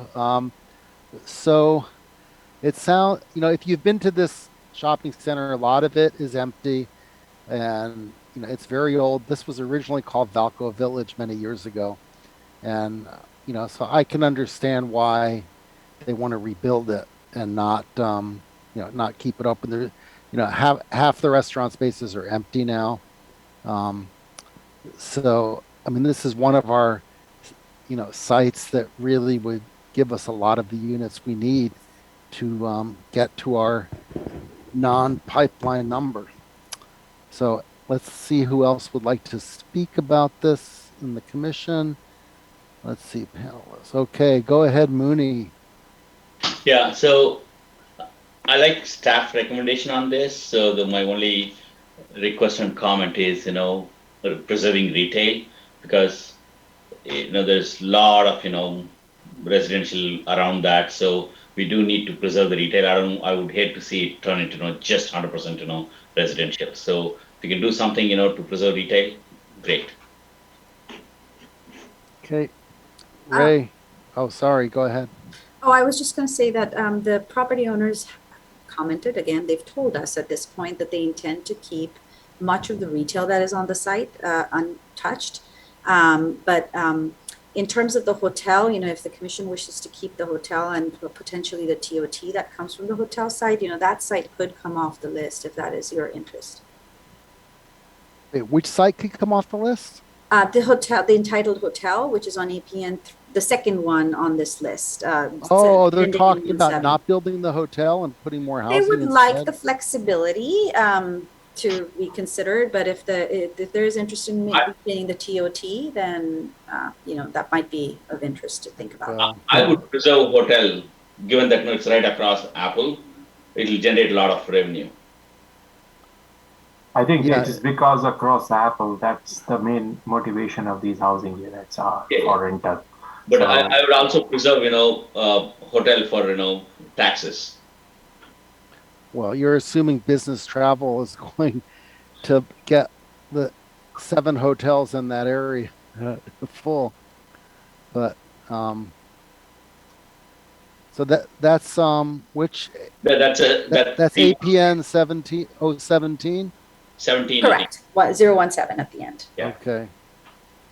Okay. Ray. But I will state that the current general plan does allow 25 dwelling units to acre on the site right now. Right. So they could even if we took 017 off, they could still build housing there, but just not to that density. Correct. I don't know. Ray? Yeah, my only comment was to carve out the hotel and not put that in the housing element number, just to preserve the hotel. I'm also on the agreement that we need to preserve our retail tax revenue as much as we can where it's possible. And of course, I was cringing. It's 99 Ranch. That's all. I'm done. And I would point out, that food has no sales tax. So I don't know Food how has no much sales sales tax we get from 99 Ranch, other than the prepared foods and Well, the cafe. non-food items. Yeah. Okay, Govind. I definitely would like to have the retail, because without the retail, a lot of walkability issues are come into picture. So I definitely would recommend that we somehow have the retail there, which I believe is the wish of the owner. I also want to carve out the 017 because of the DOT, and then for the rest of the things, I mean, if it is going to help to resolve the issue of uh, meeting the RENA goals, that is one thing. But I still feel that there's just too much construction on that side. I mean, I just don't see that place is going to get clogged completely. I mean, it's going to be a big mess eventually. I don't know how attractive this place is going to be as a housing site, and I'll leave it at that. I'll come back for any additional comments. All right, Connie. Thank you, Chair. I favor this site being added to the housing element, and I guess I'm okay with. I see you're carving out 5017 net added units, maybe 50. Is that what you're talking about? So that I guess I'm okay with that as well. But I do think it's a very fine site for adding houses, and so I would vote yes for that. Okay.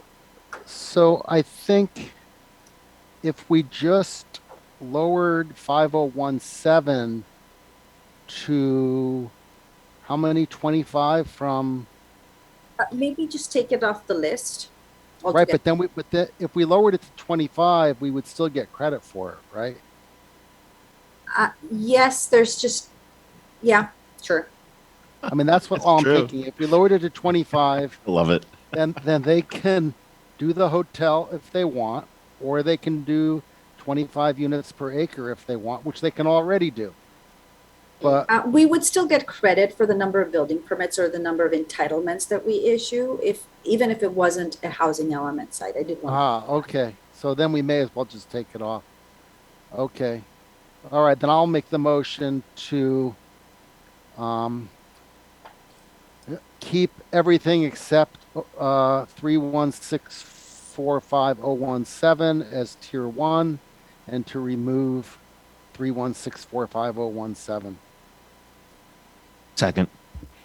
All right, can we have a vote? Any more discussion? Let's hopefully I not. wish our Sunnyvale Planning Commission would be just as nice as us in being thoughtful. If they aren't, if they are, thank you. That's all.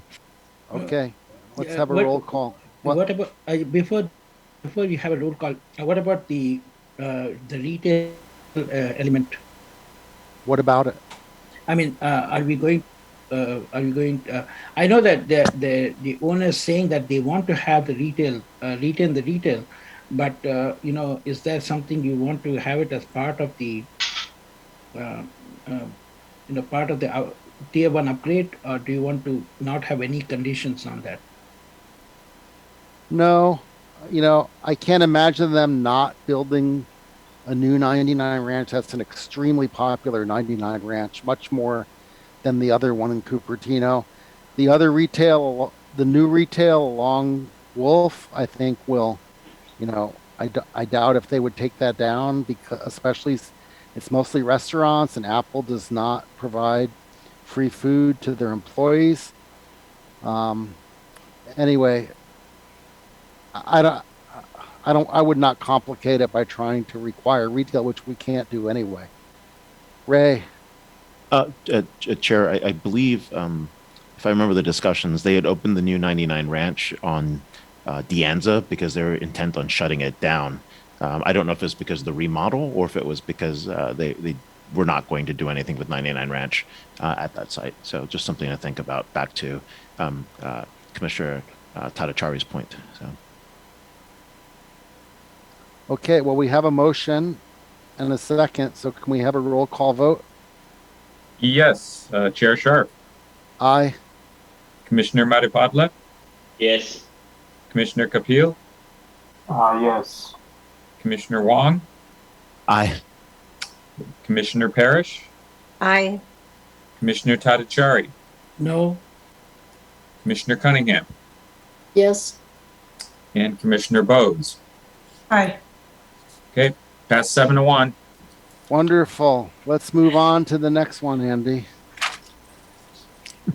Hey, Chair Sharp. So how Yes. long are we going to go? I'm just trying to see what's the. Yeah, that's a good point. It's 7:30 a.m. here in the UK, just so you know. Oh, you're in the UK. Oh, Okay. my goodness. Go out and It's go out to 1:30 Greg's. where I am. Go out to Greg's and get some breakfast. So, So we could do like what the council does and continue this meeting on Thursday. yeah, that's what But I I was. don't know how many people are able to do that. Chair Scharf, I'm not sure that it matters, but I will not be available on Thursday. Okay, but Luke? How I will be. Okay, Andy? I'm checking. What about Wednesday, tomorrow? It's okay I can with do me. Thursday, but I can't do Wednesday. You can't do Wednesday, okay.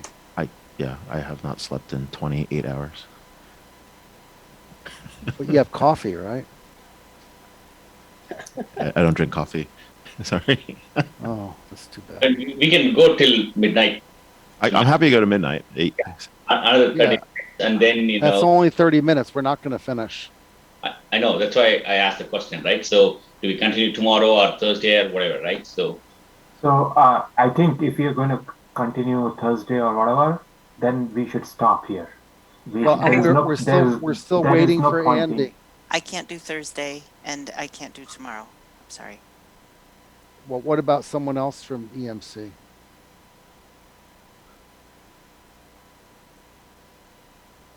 Well, when can you do, Andy? This week? I just can't do this week, but I can do next week. And when does this go to council, Pew? Currently tentatively scheduled for July 19th. Okay, so let's see. Next week, what day is July 4th? It's a Monday. Monday. Okay. Paul says our next meeting. City Council is canceled on. Yeah, City Council has no July 5th meeting. So how about next Tuesday? I can be available on July 5th. I'm available. yeah, I'm good. I'm good. Yeah, I'm good too. I'm good too. Okay. But Yeah, what? we need to go a little bit faster though, because we have a lot of, Well, I know, but people want to talk about everything, and that this is the time we get public input, and even though it's taking a long time, I really think it's worth letting everyone talk. No, I like the process, right? Like, both commissions and the public Yeah. involvement, that's all great. But we need to plan for, how long it's going to take. Right? Yeah. So, I think we have it. I think we have the procedure down pretty well now. So Pew, you have your hand raised? Oh, I was suggesting that maybe we get through a few more areas today. Yeah. Just so we have fewer to go through. we can go till midnight. We still have 27 more minutes. Yeah. So go ahead, Andy. Is it also possible to start earlier next Tuesday? yeah, we can do that. I don't know about people's work schedules. It's let's see. I'm happy to move some stuff if we can finish it all on that second meeting. Like how much earlier, Andy? Maybe 5 or 5:30? 5:30 would be acceptable. Yes. Yeah, 5:30 would work for me. All right, 5:30 is fine. So 5. Okay. All right. We'll make sure we talk to the video crew. Okay. So Oh, yeah. does 5:30 work for everyone? Kapil, Govind. I won't be here next week, so it doesn't matter. You start 5:30 or 6:30. I won't be joining. Okay. Okay, so we have a quorum, right? At least we have quorum. Yeah. We might get Commissioner Saxena, and I think you guys.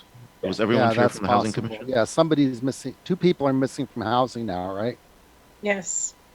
Okay. Yes, but we still have a quorum. We still have, yeah. 8. Only one person's missing from housing. Who is this? Oh, okay. All right, Andy, Okay, so continue. the next Is one is Connie number gone? 24. Oh, Connie's there. It's Valco Shopping District, Okay. 5.16 acres for 257 units. It's number 24 on the map. Okay, let's see the map. Oh, there's no sites. Right here. It's the Simeon site. It's 24. Oh, the Simeon site. Okay. Okay, I'm sorry. Right, that is a very so Pew, before we move forward, what is, I keep hearing different things on the status of this site with the county and with Apple. My understanding is that it is still being negotiated. However, there is interest from the county and from the property owner to develop, to have certain transactions which would allow the development of an affordable housing development on this particular site. Right. My understanding- 100% affordable, right? Affordable, yes. Well, the income levels, of course, are still, Right. dependent on how they structure it and what tax credits or whatever else they're applying for. But yes, it would be affordable at some income levels, not Right. market rate. And how many units are we talking about? My understanding is that based on, of course, again, state density bonus law, the base density would be set to 50, and then they could have up to a fairly high state density bonus on it. And then they're, hoping to be able to get as many units as they can on this particular site. Close to 350 units, let's say, give or take. Right, because you get a 50% density bonus. If it's you 100% affordable, they could get up to an 80%. Up to 80%. Okay. And wait, does it matter if they get more if it's VLI?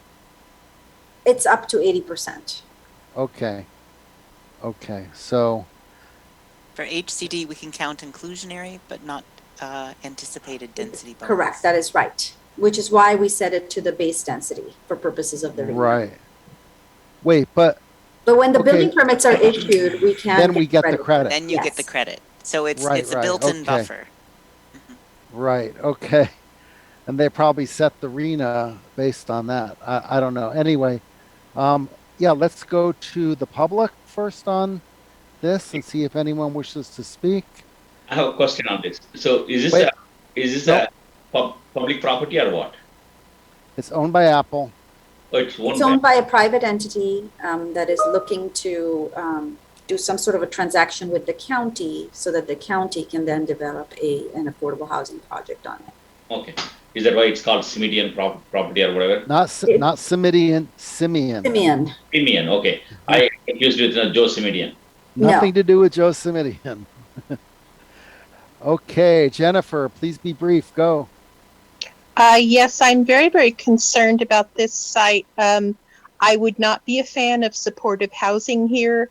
I think that if Apple and Simeon, they need to be clear with the public what their plans are.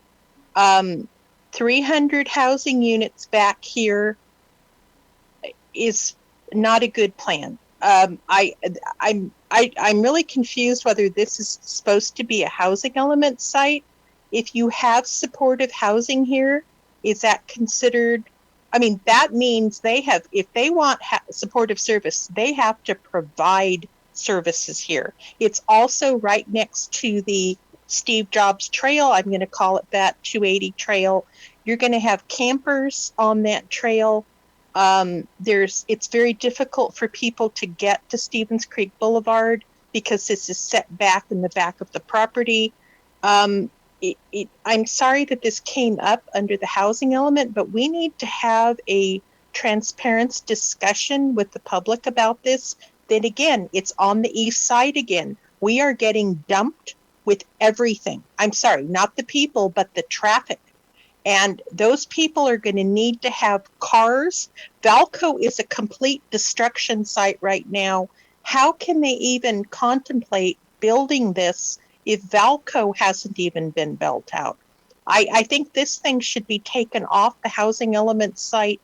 And if you want to do a pipeline, that's fine, but they are going to have to talk to the residents that live in that area. You cannot have supportive housing there without talking to the public. Thank you. Okay, Lisa.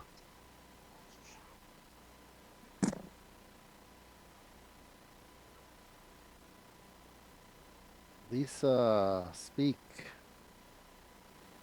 I just want to comment again. Can you hear me? Yep. Okay. That I hope this whole document, that the idea that stating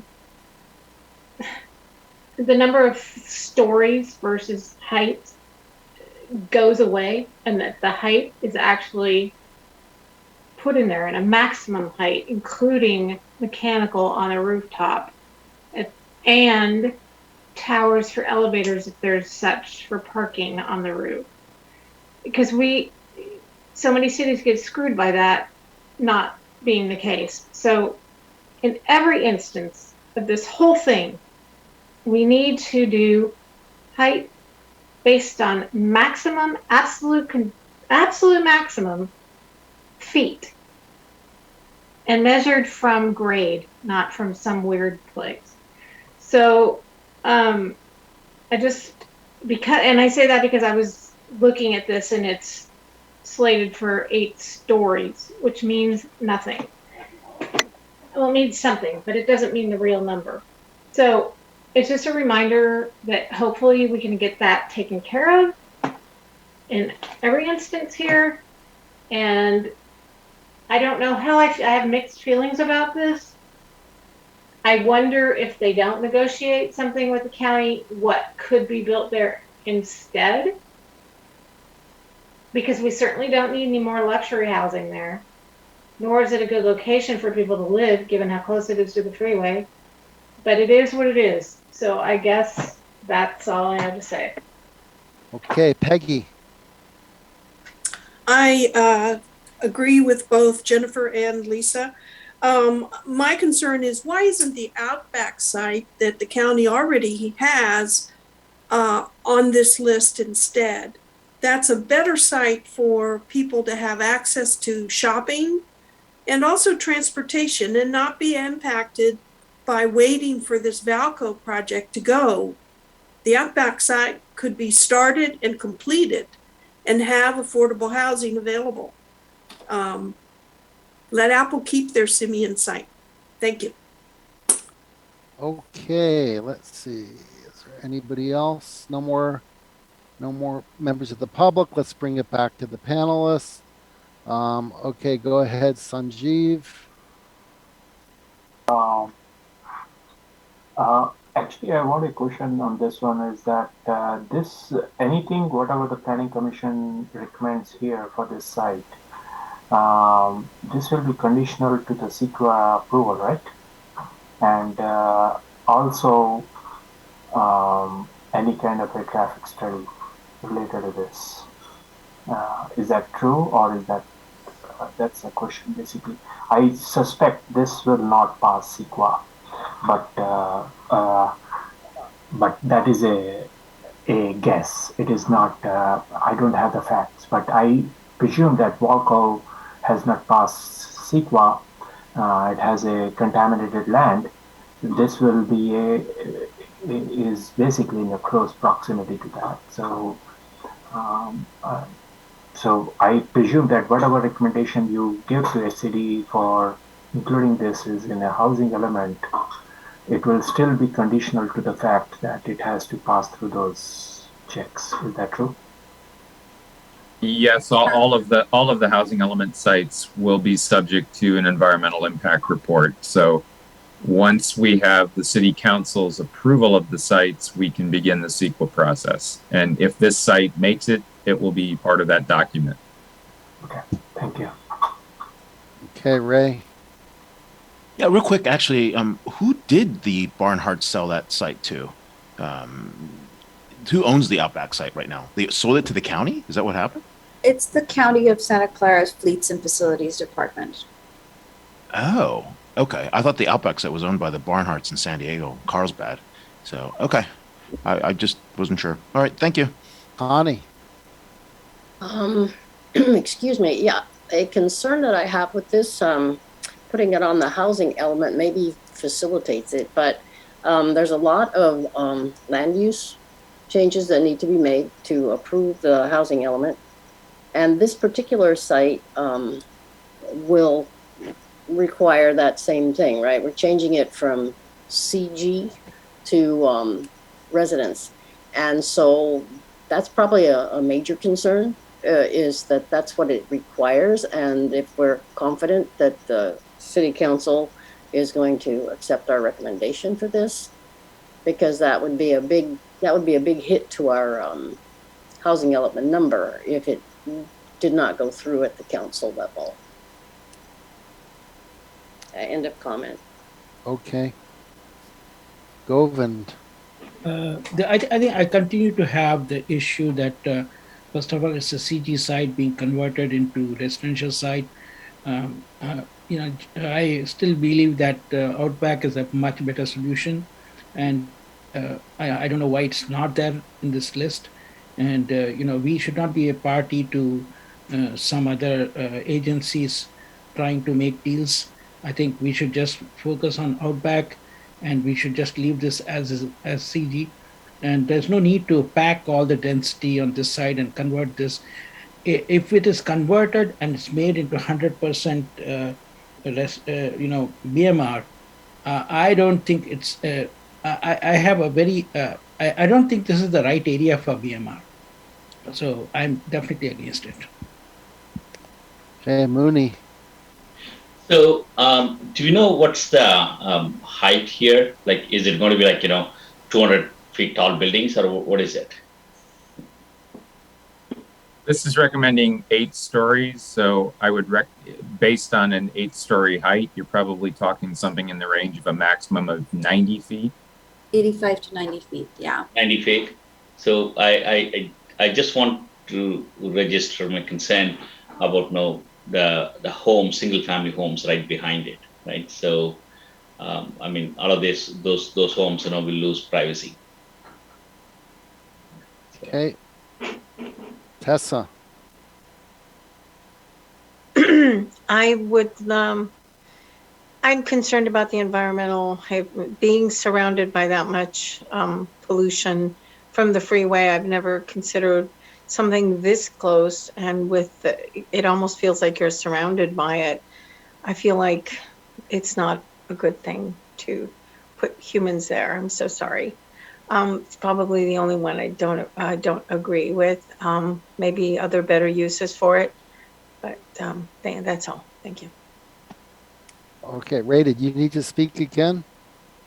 Yeah, I was just thinking, like, it's nice to have the VLI, given that the Valco folks removed it when they built the Rise. Not sure where to put those units, the moderate units for teachers that has zero displacement. And yeah, at least these guys can look into Valco, which is going to be 250 feet. So I just thought it'd be interesting. That's all. Okay. So yeah, personally, I do favor this site because this is really the only site where we can hope to have a 100% affordable project, which we desperately need to meet our VLI numbers. And the reason that this site is here and Outback is not is because there is an effort to kind of swap the sites, and because this site you can get a lot more affordable housing, a lot more units on it than you can the Outback site, which is much smaller. Yes, there's drawbacks. There's, it's close to the freeway. In the past, there was a proposed condo complex back there that got rejected by voters. And yeah, we don't know if the toxic waste problem has extended to this parcel, but it can be remediated. It's not cheap, but it can be remediated if possible, at some expense. So personally, I would keep this as a tier 1, but I'm only one vote here, so have to see how everyone else feels. That's it. Let's see who else would like to speak again. Okay, Connie. Okay, I mean, I can let other people go next if you see another. No, okay. No, go ahead. Okay, because sort of the question has come up why the Oak site is not on. Excuse me, the restaurant site is not on this, and yet this one is. Does that indicate that if we agree to this and send it forward to council, that somehow is making a decision? That the council is making a decision if they vote for this housing element to make this change, and that will happen. Some of the downsides do include the fact that there's no bus route through here, and we're talking about 100% affordable housing, where a lot of people may not be driving cars. So that's a real thing that we have to consider is nearby, shopping and things like that, which is what the other site is so good because of, transit and shopping, all that stuff. So does anybody know the answer to that? That if this goes forward and council approves the housing element, that then somehow that guides the overall decision of the county? I mean, they can still, whether it's on our housing element or not, if the county does this deal, they could still build affordable housing there. Is that true, Pew? No, currently the general plan disallows any kind of residential uses on this particular site, which is why so it would have to be rezoned then. The general plan basically allows no residential uses on this particular property at this point. This is an owner interest site. We did receive an owner interest form on this, so there is certainly some motivation from the current property owner to do something with the site related, and they are negotiating with the county on it. Pew, I didn't quite understand that right now, I mean, it does require a zoning change, but that somehow I could you just repeat what you said? Because sure. So if you look at row, if you look at row 24A, where it says the general plan designation current, that's regional shopping, basically meaning that there are no residential uses currently allowed on it. So I do not believe the county would move forward with acquiring the site if there are no residential uses allowed on it, because they would not be able to develop it with any form of housing, because the land use would prohibit it from proceeding with any form of housing on it. Okay, that's what I had thought originally. Okay. But the property owner has submitted a property interest form, presumably with the interest of doing something with the county on it. Okay, thank you. So what could they build instead?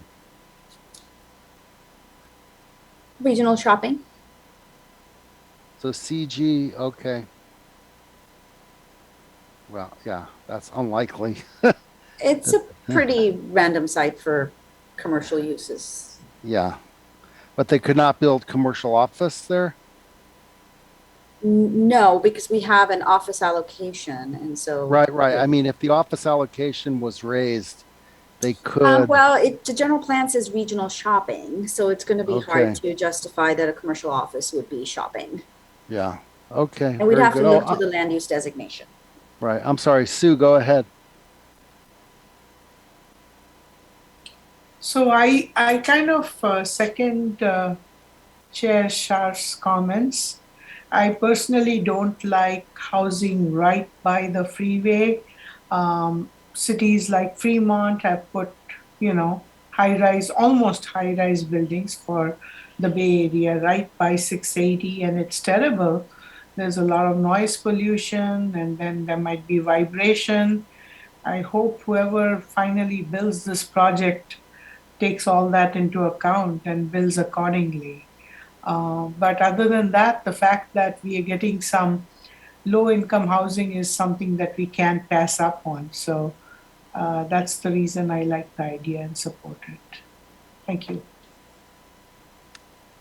Okay, let's see if anyone else wishes to speak before we vote. It's 6 minutes till midnight. Okay, there's no more hands raised. So, well, I'll make a motion to keep 24A as a tier 1 site, even though it doesn't sound like there's support for it. So is there a second? I'll second. Okay, let's have a roll call vote. Okay, Chair Sharp, Aye. Commissioner Maripatla, No. Commissioner Kapil, No.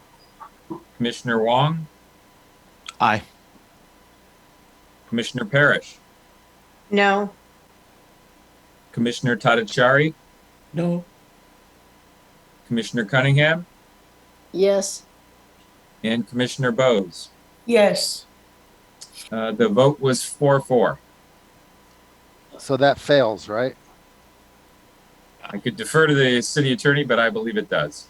Yes, Chair, it fails. Okay. Very good. Well, it is 11:55. I think let's see. Well, we will continue this meeting on July 5th. Chair Sharp, if I could 5:30? just make a comment. Yeah, I'm sorry. Go ahead, Pew. My comment was that because we are now losing 257 sites, that the commissions please consider what sites to add to the list in order to make that up for the next meeting. I did want to throw that out. Right. We will have to find tier 2 sites to add back. I mean, the hard part is to find, we're losing all that low income housing, which is a shame. But If I may add, we also lost 30 earlier with 11A, so we have a total of 287. Well, we also gained 20. But we gained some too. Some, 16, 15 or 16 we gained. If I could ask a question on the Simeon site, I think some of the objection, I don't know if it was so much density as building height. If putting a lower building height on the site, maybe at 6 stories, would that have changed things? Because it's possible to build at that density at a lower building height, especially for an affordable housing project. Correct. Yeah, I would vote in favor if it's a lower height. So if it were 60 or so, would that I'm just curious if that would have changed how you viewed the You property. can still make a motion to do that if that's Yeah. the intent. And you can also say, hey, let's put the air intakes on the south side and some MERV 13 filters and triple pane glass as a requirement, if you want to go down that path. I will state that the city does have environmental protection standards in place, which actually do include exactly what you said, Commissioner Wong. That would make a difference for me as well, lowering it and increasing the environmental. Thank you. That's good to know. City Attorney Wu, did you wish to speak? I believe the appropriate procedural advice now is for someone in the make a motion. Right, for reconsideration. I think first to reconsider the vote that just occurred.